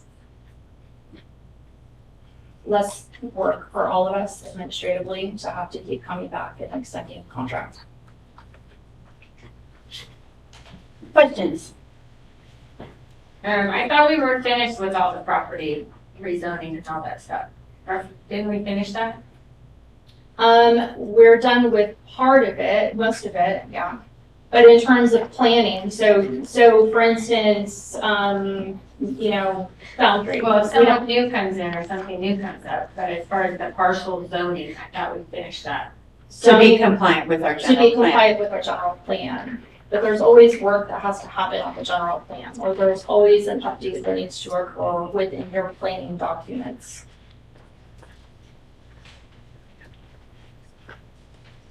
Alan, you got a question? Yeah, I got stuff, yeah. So first off, I'd like to thank Amy for the job since she's been here just before I was. So I've seen her do planning, code compliance, tractor supply, the park. She's a very smart lady, always professional, put together, always has answers when we need them. Looking at the cost here down below, I think we're getting a pretty screaming deal and a good bang for a buck. So I appreciate that. That's absolutely amazing. You just said she's had the kick to the sink thrown at her, and I really do believe she had over the past few years. We didn't have a lot of that stuff. So, and then coming back to what we were just talking about, since we kicked the can to this item, my thing is, I think she'd be put back on that park project. Chris, you're going to be great at doing the underground, all that type of stuff, because that's in your wheelhouse. I think you need Amy on that. She's been here since day one. A lot of people have reached out to her through this community, including the community club. She was at pancake breakfast. I was there with her doing stuff, with a smile on her face and giving people information. My feeling is she needs to be able to finish this project.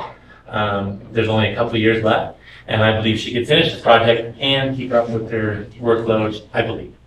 I'm not 100% sure of that because I don't have a full understanding of all of that, but she's been doing a good job, and I would love to see her put back on the park project and be in the mix. So there's my 2 Would that cents, but require an adjustment to this scope?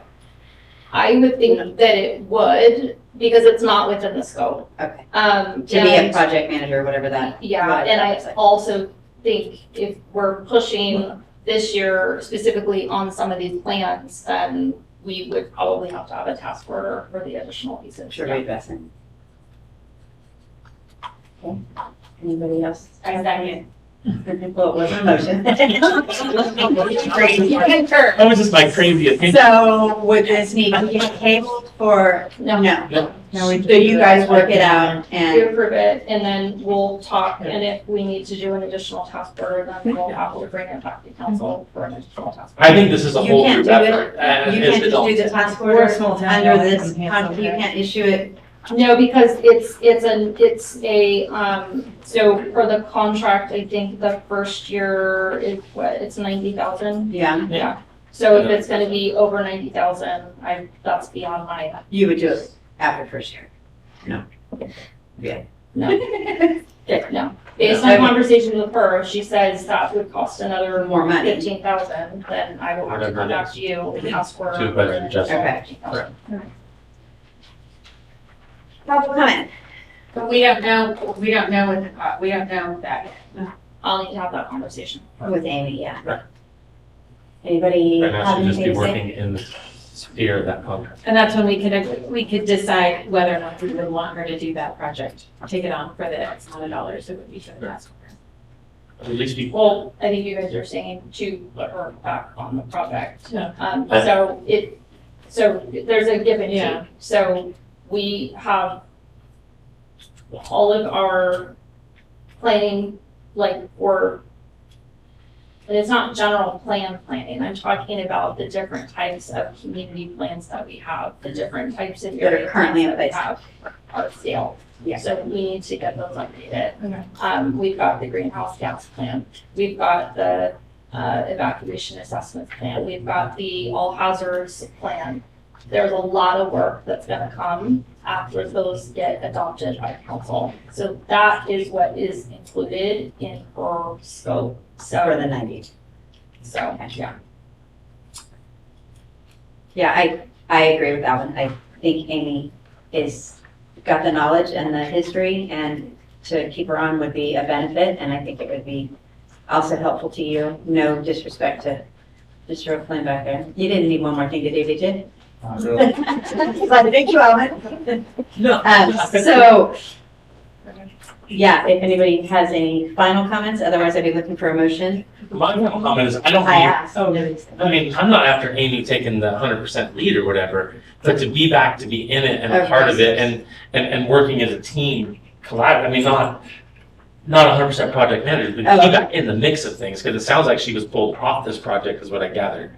So. She's not in the lead of this project. Right, okay, and that's, I don't know if, and this is a discussion between you two then, or the three of you, or with the community club and everybody, is I don't know if she needs to be the lead, but I definitely want her input on stuff.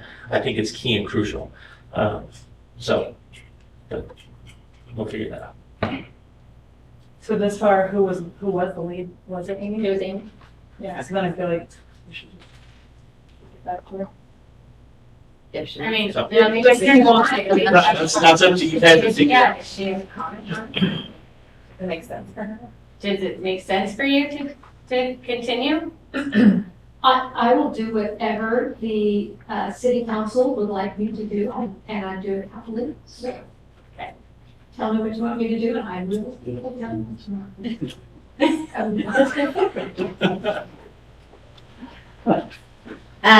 Yeah, I would say I agree. I think that maybe that needs to be decided between Rebecca, you and Amy. I think it makes sense to bring her back and have her be a point person. And then we'll address that at a future meeting.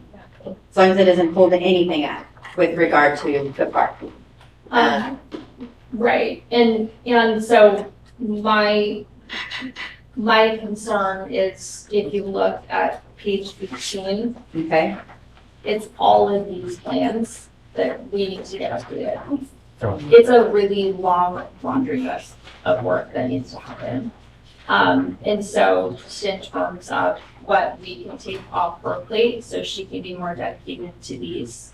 Are you looking at the long range? so it already says assisting with special project It's- oversight, Utica Park expansion and rehabilitation. Assisting, but I'm talking about all these ones on the top. That you want her to participate. These are a big need. And I would say, huh? I said, didn't we just say that the park is one of our priorities? Yeah. That's I guess I'm confused why this would have to be amended then if it's already in there saying that she's oversight for Utica Park expansion. I don't know how much. As a long range. Yeah, I'll have to talk to Amy. Okay, all right, we've muddied the waters.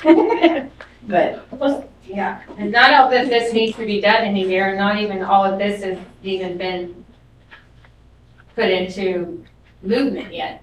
The water master plan, the wastewater master plan, the Angels Camp wayfinding, yes, they have. Right, but not Strategic everything on this. The evacuation access needs, yes. The greenhouse gas emissions, yes. So most of these, yes. And then the ones that we need to get updated because we're gonna start losing out grant funding for them is the Angels Camp Main Street plan, the North Main Street plan. We need to start working on annexations, which we have not had to do.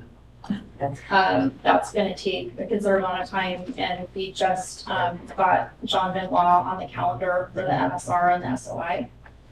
So there's just things that we have not had to deal they have with not. that we're taken gonna be precedence, dealing yeah. with this year. Okay.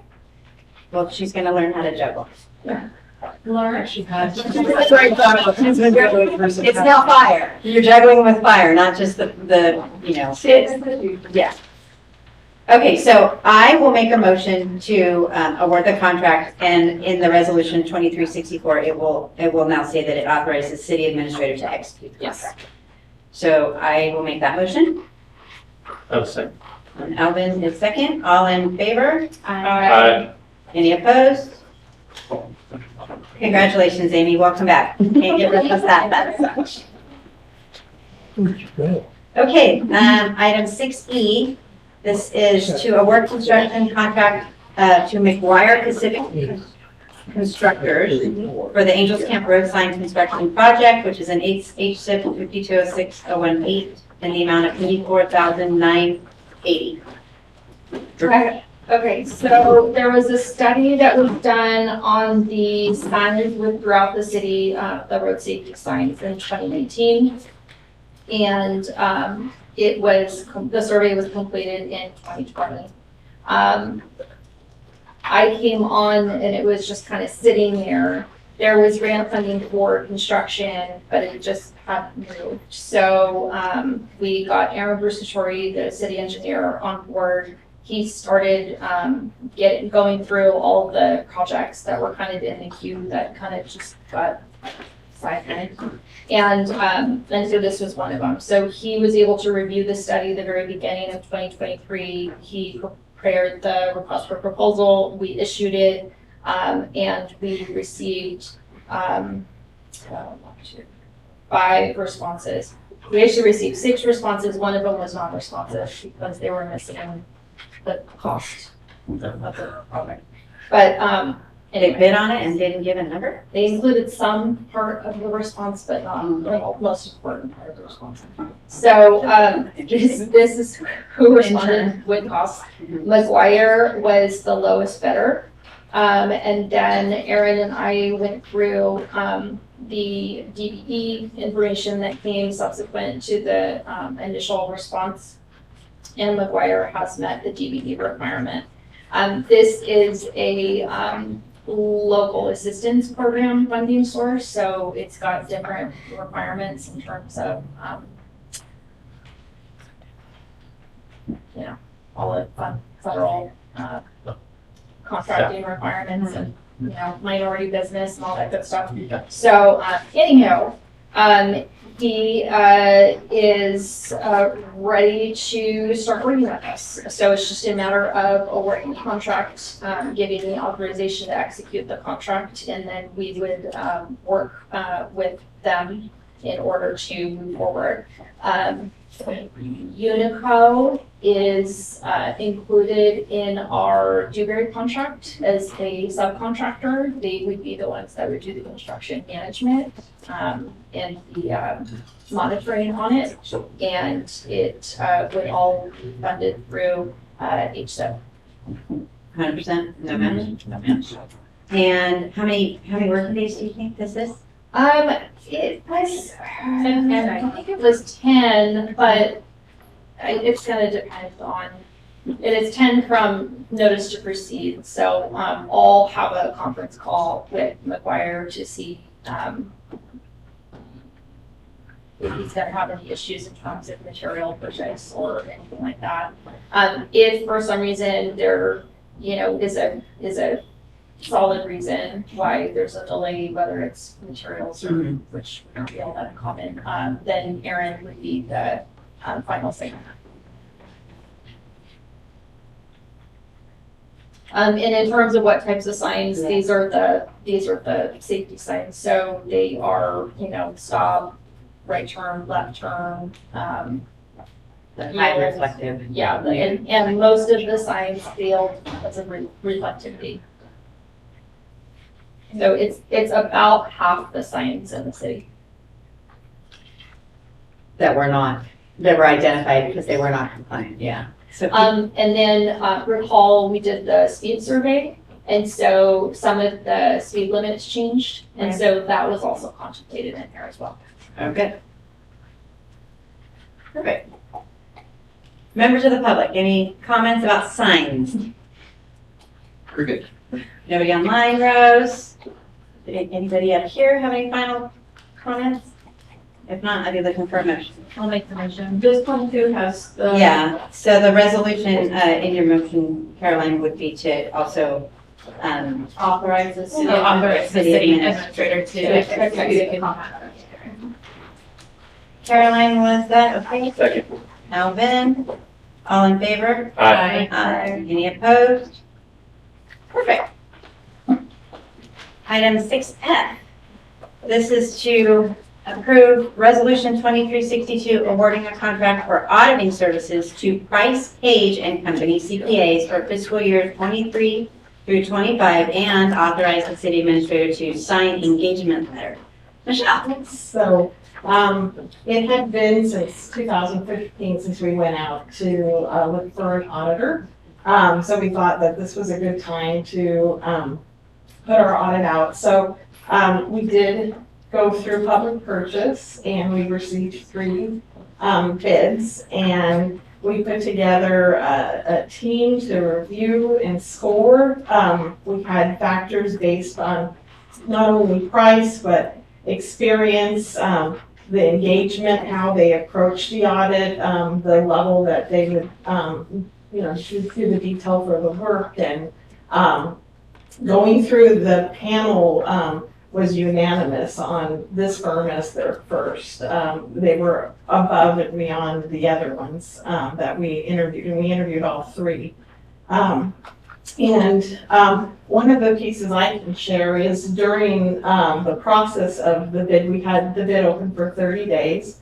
And this was the only firm that actually reached out to me and had a conversation to get to know us. Wanted to know more about the city, had already done some research on our website, had already reviewed our prior year audit. And sent me, asked if they could follow up with a list of questions, sent a significant list of questions to get to know us, to talk about their approach. And so I really appreciated the engagement that this firm had already done prior to even bidding. And then from that, they decided they'd like to bid and work with the city.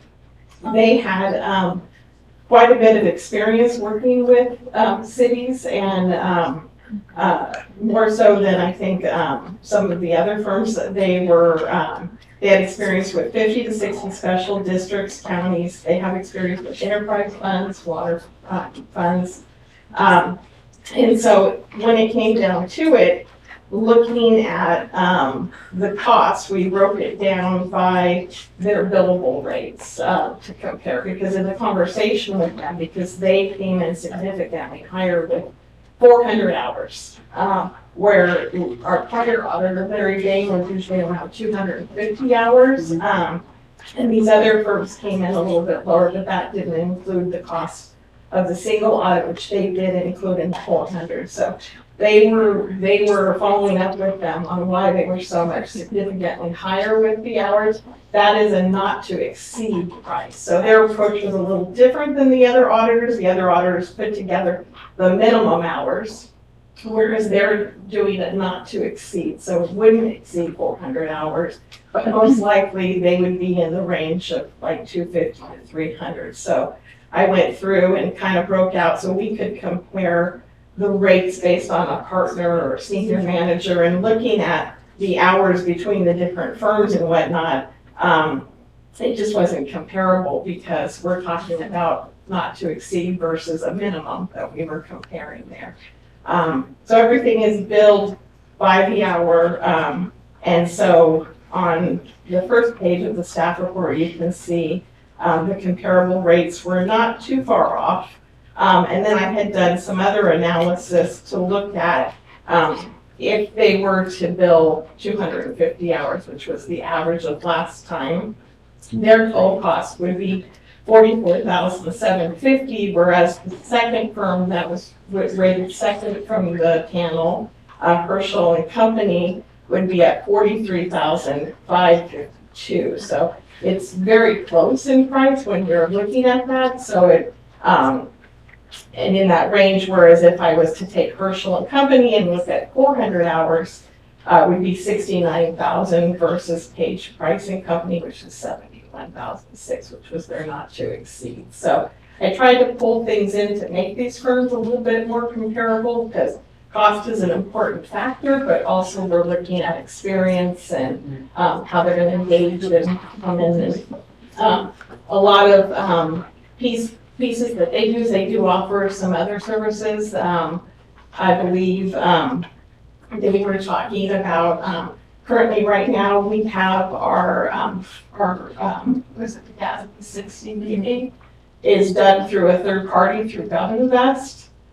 We have a contract for 2 more years for this year and the following year, but that's also something that this firm can offer to us and pull those services in and have a discounted rate with that. So they offer quite a bit. They are out of Clovis, but they said that that was one of their questions is how do you feel about also working remotely? They will come up, but then a lot of work can be done electronically, which is, most of our files now are electronic, so we're capable of being able to upload that to a secured site and work with them. So the recommendation was to go with Price Page and Company for our next 3 years with an option to extend for 2 years. Questions? Nope. Public comment? Anybody? All right, so bringing it back, looking for a motion to approve resolution 2362. So moved. Alvin? And authorize the city administrator to engage. Yes. All in favor? Aye. Any opposed? All right, passes unanimously. Taking us to item 6G. This is for the adoption of Resolution 2361, establishing the fiscal year 23-24 GAN appropriations limit for the City of Angels. Rebecca. Oh, sorry, Michelle. This is Michelle. Michelle, yeah. You get twice in a row. Okay, so every year we bring the GAN limit portions. It's a calculation that we follow based on population, and then also about the per capita personal income that's increased this year was 4.44%. And our county's population stayed about the same. I know that the city decreased slightly. And so coming into, we put together our costs, and you can see on farther down, I think it's the schedule of GAN limit revisions by fiscal year. You can see here.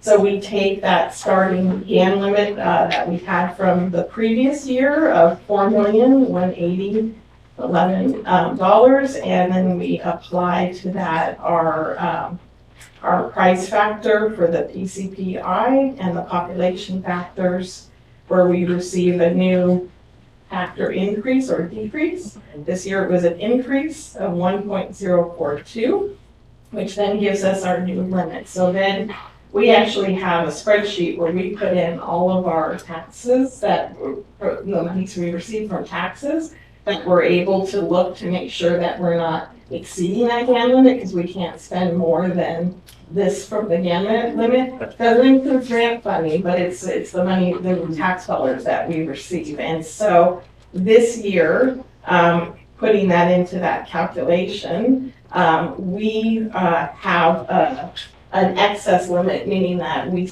have a cushion of more money that could come in of $420,000. So we'll be spending under that limit that we're setting here, at $420,000. So it gives us a little bit of a cushion there if there were any tax increases or what that would affect that. So, so anytime you pass a tax, so when the city passed the sales tax increase, as part of that, there's also an appropriations limit increase. And so, it's only good for 4 years though.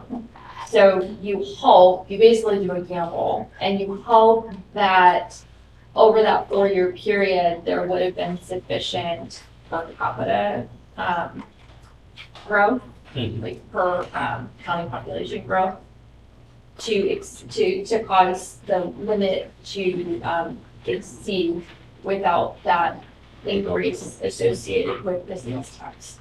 So in our case, it's been pretty good because we've had like horrible inflation. So it's been A-okay. And so that's always something. So that, if anyone recalls, that was one of the just FYIs with the TOT and the sales tax passing is just so you know, like if all of these pass, at the end of that 4 years, we could potentially exceed the GAM limit. And if you did, you would have to stop collecting a portion until you get down to that GAM limit. Or force that. You would have to force that. So we're under it, so we're fine. But you'll see this conversation come back again, associated with Measure A, fire tax, if that were to get on the ballot. And also, this is the last year for the TOT where we had the appropriations limit at 10%, even though it was raised to 12%. So next year, we will have to add that 2% back in for, and so that's gonna lower that number and increase our tax overlay. Yeah. So that's something to keep in mind. This year, the 0.5% for sales tax won't go. Okay. So it just has the 2% for the TOT that we're not recognizing, but we only have one more year left. To go on that. Yeah.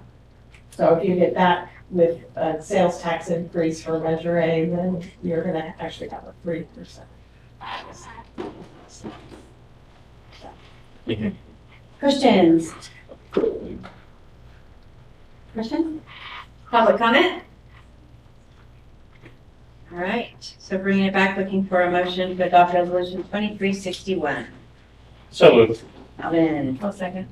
Caroline, is there a second? All in favor? Aye. Aye. Any opposed? Okay, passes on a 5-0. Taking us to item 6H, this is for discussion, direction, and adoption of resolution 2363, amending the council handbook. Rebecca. So this was an item that Councilmember Braulio had asked to bring forward. This has to do with the mayor and vice mayoral terms. So what we thought was that potentially the prior version had it listed as 1 year. It actually had it listed as nothing. So there was no term.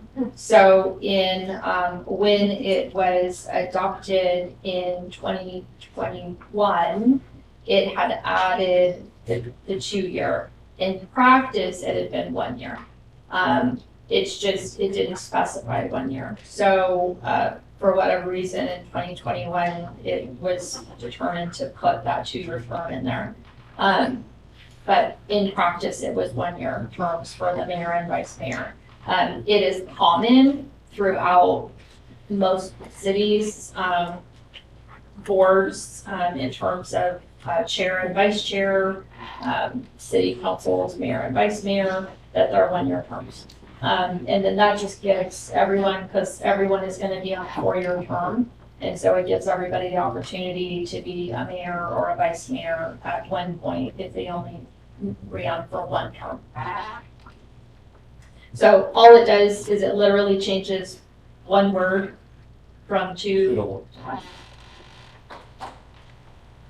Questions, comments? It would go, that's, and then you guys always change, for, it's a calendar year, so January. I had a question. I wasn't here last meeting. But when I was looking at it, so it looks like on January 5th, Alvin, as mayor, you asked that it be brought back. You directed staff to place it on the next agenda for consideration of appointments. So you asked for it to be brought back to the next meeting, which would have been the January 19th meeting of 2021. This is for the Stepping way back. Yes, you're stepping way So my back. question to you is, because you were the one who wanted it to be considered for 2 year terms, what was the reasoning for that? That was the stability, because I was the only one on that from the beginning. That was the only reason behind that one, was just that I was the only one left. Who's been on it? Yes, so that was the only reason behind it. And then if I, Before, it was Joe, Amanda, I forget. Yeah, and Joe and Amanda and me had kind of talked about it just to give that stability, and that's why it was brought up too. So, yeah. And then you brought it up last meeting for this meeting, and I watched the video and it said something like you wanted everyone the opportunity to have fun. Well, good learning experience, and it is fun. Like Jen went and spoke. I spoke at a meeting. It's just, there's more things to do. It's a different learning experience. It's just different, if that makes sense. Got it. Yeah, it's just a different learning experience. So there is more to do. There's more to see. I just want to give everybody the opportunity to have that chance. And this would go into effect, if we voted for this would go into effect January, so Jen's 2-year term, and I guess mine would end in 1 year, is that correct? Right. Yeah. So I'm struggling with this only because 4 of the 5 of us all voted to make it 2-year, not obviously you on yet. Right. And then now we're gonna flop back, and so that, in my opinion, feels like poor leadership because we just made the decision 1.5 years ago and now we're flopping back. So I think when I look at it, and I remember stability as well as continuity, and so I just wondered if it was fair to say, just because that you're not the mayor and that you want a shorter term because you don't agree with the comparison. That's just my question. I mean, we're all 5 in charge. There is no, Right. we're not city of Sacramento. Yeah, no, I'm just asking because it, like I said, From what I gathered and what I remembered. The mayor's not making and breathing and living decisions of the city. So there's the 5 of us to make that. It's not like Kevin Johnson, the city of Sacramento. I mean, he ran that facility. But you run We're as not- mayor. We're not doing that, and run as mayor and voted in as mayor. It's amongst the board that we vote who's the mayor, and there's just different learning experiences. There's League of Cities, there's just different things. I'm trying to remember League of Cities, those are all of the classes.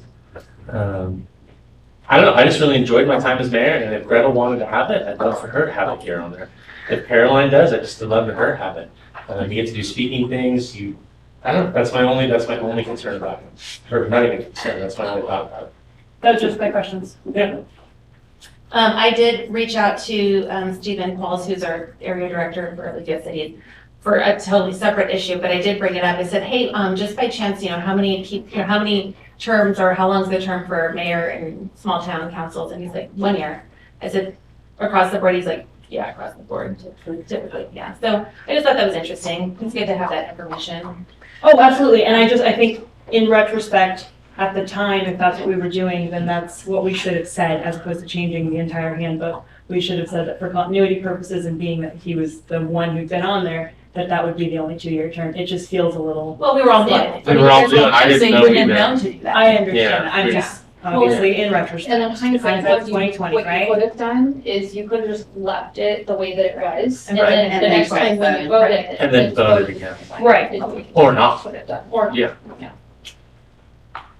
So,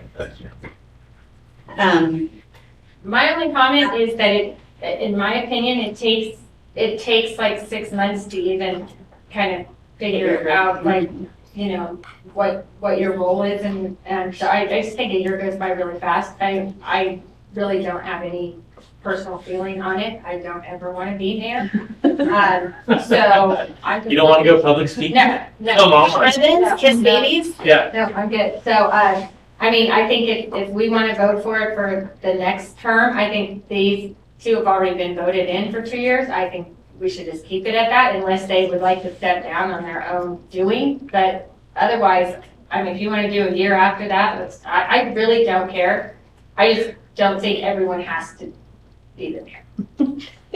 I just want to put that out there. I think this council has already spoke and we changed it to 2 years. I think that the next council will be the likely council to address it if they want to change it to 1 or 2 or 5 or I mean, unless you 7. didn't want to do it and didn't, I would say you could have that option. I don't know. We can jump ship at any time, right? Right. So that's what I think. So you want to stay as mayor for the next year? I was voted on for 2 years. I'm prepared to stay for 2 years. Unless I've been kicked off or something. No, I just, I think we should revisit maybe, I don't know, I just thought it was nice, I thought your gesture was nice, talking about Joe and leading into that and saying, it just gives everyone an opportunity. Right. But Which is true if you're only running 4 years. correct, yeah, so, I mean, if you had 5 people up there, everybody wanted to be there, then doing a 2-year wouldn't make sense, right? So, and it's just, Okay, public comment? I don't have time. Okay, nobody online? Right. Okay, bringing it back, looking for, we have discussion, direction, and adoption of 2363 amending. So do we have, I'll make a motion to approve resolution 2363, amending the council handbook. Alvin? Okay, for a second. I'll go ahead and second it. Why not? Caroline? Okay, all in favor? Aye. Any opposed? Aye. So it's 2-3. That was the only change to this, Rebecca? Yeah. So there's no reason to amend it or, all right. So that takes us to item 8, administration report. It's on our, social media, and if you see it floating around, the Calaveras County Integrated Waste is doing a recycling event, throughout the county again. So the one at the Angels Camp Fairgrounds is August 19th. They'll be accepting appliances, e-waste, mattresses, and tires with no rims. So you gotta take the rims off. They take paint. Not there, Okay. no. Alright. Just one day, huh? One day at the fair, The 19th. the 19th. And then they have it in other places. Yeah, They it's like rotate rotating around around the the town. Right. Yeah, it was like. So if you miss that, Oh, like spring all that time. No, it's been going on for, But the last one was like in the spring, wasn't it? They Yes, did, because it was raining. Yeah. yeah, but Yeah. normally they'll do it once per year. It just depends on the funding for, D10, but they were able to get it twice. So, this is the second round. I met, are we having any since we did the wildfire? Yeah. yes, You talked you about did. that. Yeah. Okay. Because Kevin, I still can't remember his last name. You have his card. Yes. Phillips. Now it's all coming back. Okay, so I did have a meeting, with the county, to talk about the evacuation assessments plan, and working together to coordinate emergency response, and evacuation. I think we both agree we could do better at coordination when, it's a county issue or a city issue. There's just things that the city isn't staffed for, and we're not ever gonna be staffed for it, so we do have to rely on the county in certain areas. So, they're very, understanding of that, so we're gonna make sure that we're working diligently together to identify, each other and our respective emergency operations plans, and making sure that there's training on both sides. I will be bringing forward at the next meeting, the evacuation assessment needs draft, for council to review. And then you can, if you identify any changes that you want, that's the time to get that information, then that can be included in the final, report. Just a reminder that we are, doing the online business licenses, online building permits, and planning permits, as well as online code compliance violations. We are getting an enormous amount of, business license and building permit activity through it. So everybody seems to really like it. Easy It's to use. very easy to use. They can pay for everything online without having to come in and giving us a check or credit card or whatever. And then we were also able to get, the police department a credit card, machine. So you no longer have to bring in $3.12, exact change. So, they're very excited, and people that go in there are very excited, so, it's all good. And they can pay with the phone now. Oh, and they can pay over the phone. They will have a link on the website. Okay. Yeah, we accept them all. What's $3.05? Oh, it's just like Oh, a fee or a, okay. it's just I thought you meant. random, yeah. But it's, of course, nothing is ever like even dollar amount. Yeah. Michelle's working on that. And then we did get some good news. We received an email that we're all, we think this is what it means for the hazard mitigation, you know what I'm talking about, the hazard mitigation grant. So we had, as part of the 2019 winter storm, the city applied for hazard mitigation grant funding for critical water and wastewater infrastructure. Included in that project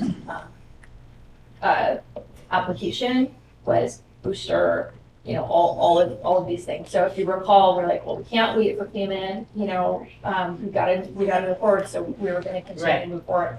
Well, we just received an email that said, here, post this for 15 days, give us proof that you're posting it in public areas, in 3 public areas, and then we can proceed. So we think that means we're getting it. So we went and posted that. Then we took pictures and we sent it to them. So I believe that that's the next step. So I think we will get all of the funding for the critical water and wastewater infrastructure. So that's super exciting. Wow. We've never been notified that way, but you know, I'll take it. Posted. Sure. And is there anything else? Oh, we have the employee recognition lunch tomorrow at Gateway. So if you guys are around, the fire department is helping be the chefs tomorrow. In Cowabunga. Oh, really? Nice. Yeah, so we will be using Gateway Park for that, and That's at 11:30. 11:30. Yeah. And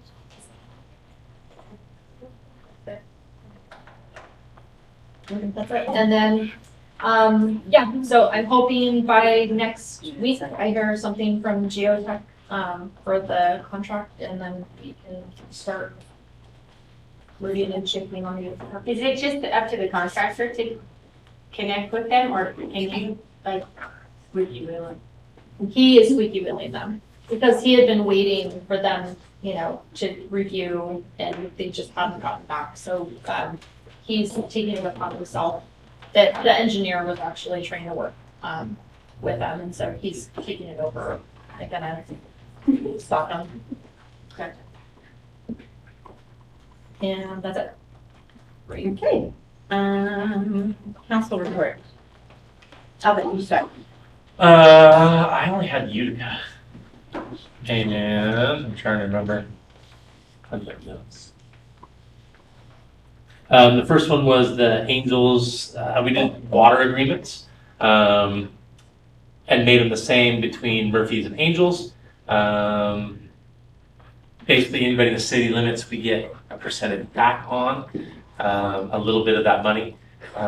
And we are the same on backflow preventers now, so there's a few of those are getting cleaned up, but that won't happen anymore. I think some of them were legacy and some were the new ones we hooked up, but we're getting that all cleaned up. One person wanted more water, so we sold them more water. And then we had the fiscal year 22-23. We've had a pretty good faux pas in it, 2 of them actually. But luckily with Frank and some creative different ways, we balanced the budget. There was some misapproach, but they didn't move it over in the right area. But everything's good in the moment and with balance. But It was an accrual issue. yeah, they Boy, they went moved online. it forward into last year, didn't Sarah. take it out. Yeah. So, and it happened You twice. were online for that, right? Yes. Or you were- Joel Yeah. had talked to you before ahead of time, which is why I've been a big advocate of not, and this is why he's moving his kind of accounting functions In-house, the QuickBooks, yes. This is why. And this was the same issue we were running into, is you can't have external accounting staff and then your day-to-day finance people on totally different pieces, so it doesn't work out well. And luckily Frank, who's been amazing this year at getting water generation and profits and different things, he happened to come in and say, I got some cash, and we postponed a couple jobs that we probably couldn't get them finished. So we kind of spread that out. So we did some creative things, but we did end up with a balanced budget. At the end, it was a little sketchy there for a minute, but Joel and everybody figured it all out. That's all I got. And then I have COG tomorrow. Oh, sorry. I just had an epiphany. Okay, one more thing. I had a meeting with our D10 group for Caltrans, and it was a really productive meeting. So it's pretty remarkable how much money Caltrans is investing in Calaveras County, let alone Angels Camp. But we got a new project manager for the 4 and 49 in Francis Street projects, that mobility project. So I will be working we're going to do some outreach, and the idea is I'm going to contact the fairgrounds and see if we can borrow the fairgrounds parking lot. And Caltrans wants to set up a mock roundabout there, and then invite the public as well as large haulers. So if you can think of anyone, like I was thinking of Arola or Sutton or Rolary. Pawnee. Pawnee. People in the area that are driving very large kind of tractor trailers to test it out. Sometimes seeing is believing. So their idea was to set this up, and also kind of a lot of the comments we're getting is from people that just are uncomfortable with roundabouts. They've never driven them. They don't like them because they're not comfortable with them. And so giving people an opportunity to actually see it, and then they're going to video it. So they're going to start working with us to start compiling a lot more information that we can start engaging on our website and outreach as well. And whether that means we dedicate, some time at a council meeting, or whether we actually have additional town halls or outreach meetings, we'll do that. But that is coming up. And then part of that conversation also was, does anyone on the phone have any safety issues they want to talk about? And I said, yes, I do. Downtown Angels has a lot of close calls with pedestrian crossings, or pedestrians who have actually been hit in those crosswalks. It's a combination of speed. The crosswalks are not they're not visible. They're hidden. And so whether there's a short-term solution while they decide what a longer-term solution is, they're going to start investigating all 5 of those crosswalks in downtown to come up with a immediate response as well as a longer-term response. So that is on their list now. Great. Yeah, that's good. Yeah. Further down. It is like murder. Yeah. You gotta run. Oh, yeah. And there's some crosswalks, I don't even go across them. I'm a great jaywalker. Yeah, actually. Now that it's legal in there. Yeah. Okay, is it I have nothing to report. No report. Just Caroline? I had solid waste task force on Monday, July 24th. We went over, so we have some capital projects. There's a refurbishing of the compacting wheels, which is the next project. Phase 3 on Rock Creek is on target to be completed by November. There's only been 2 change orders, which is a miracle in itself. One of the things that we talked about was the green waste collection at Copper and whether or not to keep it going. There's a lot of problems with it, so that's kind of on the chopping block, or maybe just having it be moved to a better flow position.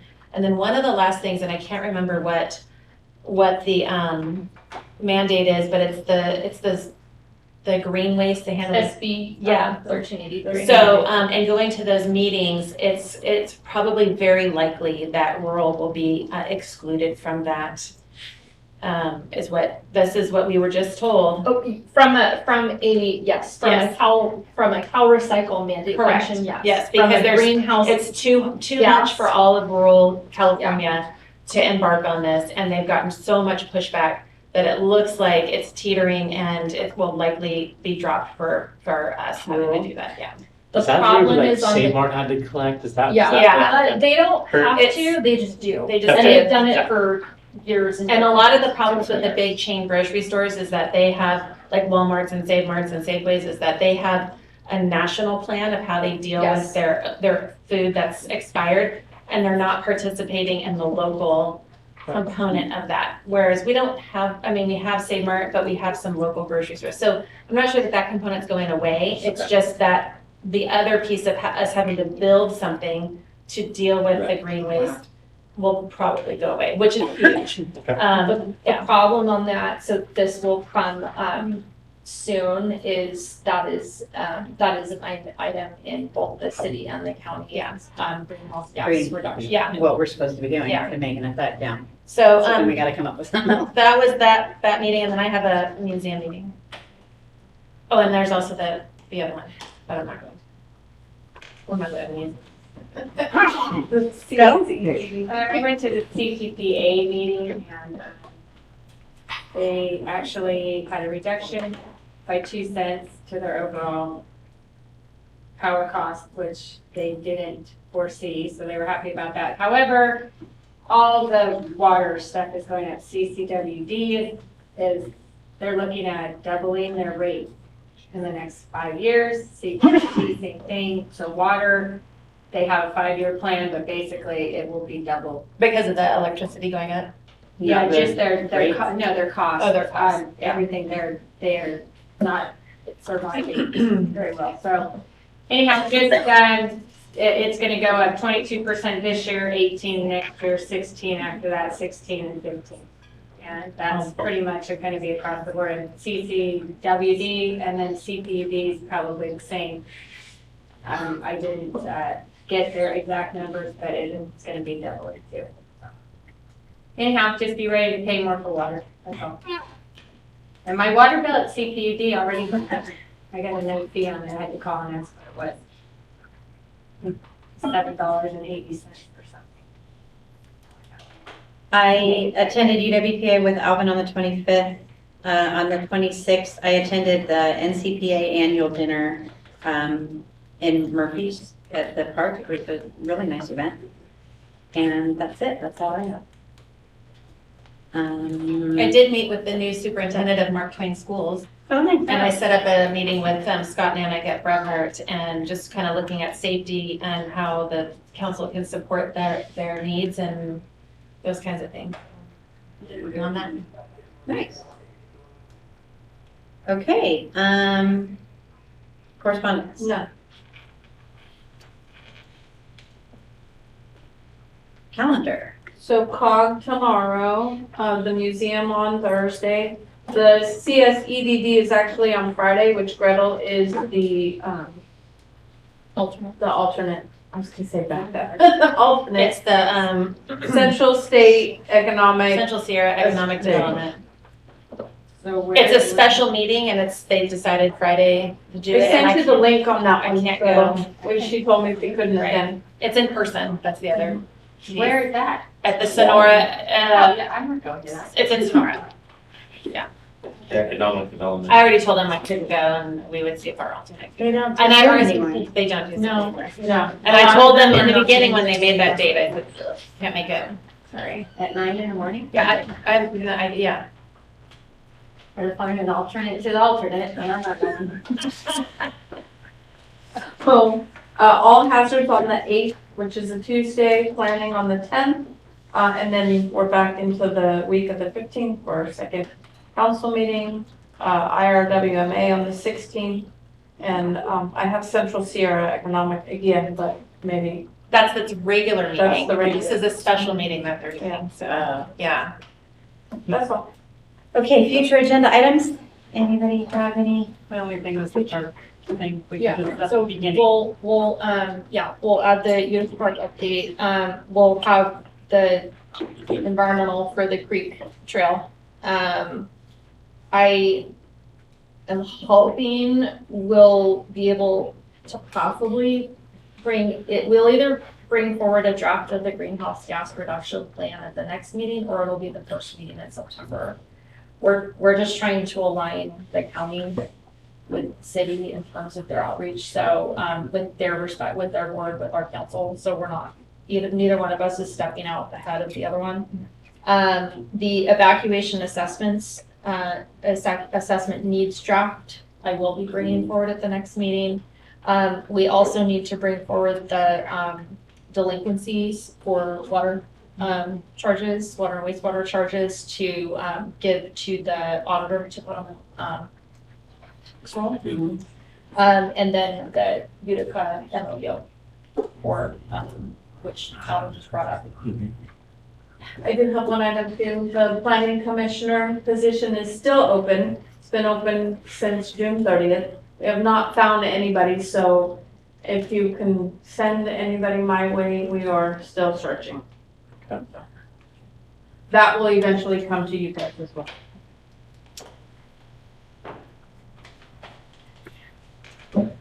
I haven't seen that much online, I don't know, online. It's been in the paper multiple times. I'm wondering if was it? Yeah. Okay, so Yeah. maybe, I'm gonna push it out again this week. Okay. okay, good. Yeah, and probably push it out on our, social media and our website. Yeah. So we can all share it. Yeah. Yeah, okay. Adjournment. Motion. Caroline, Isabel, all in favor? Aye. Thank you, guys. And thank you all for attending.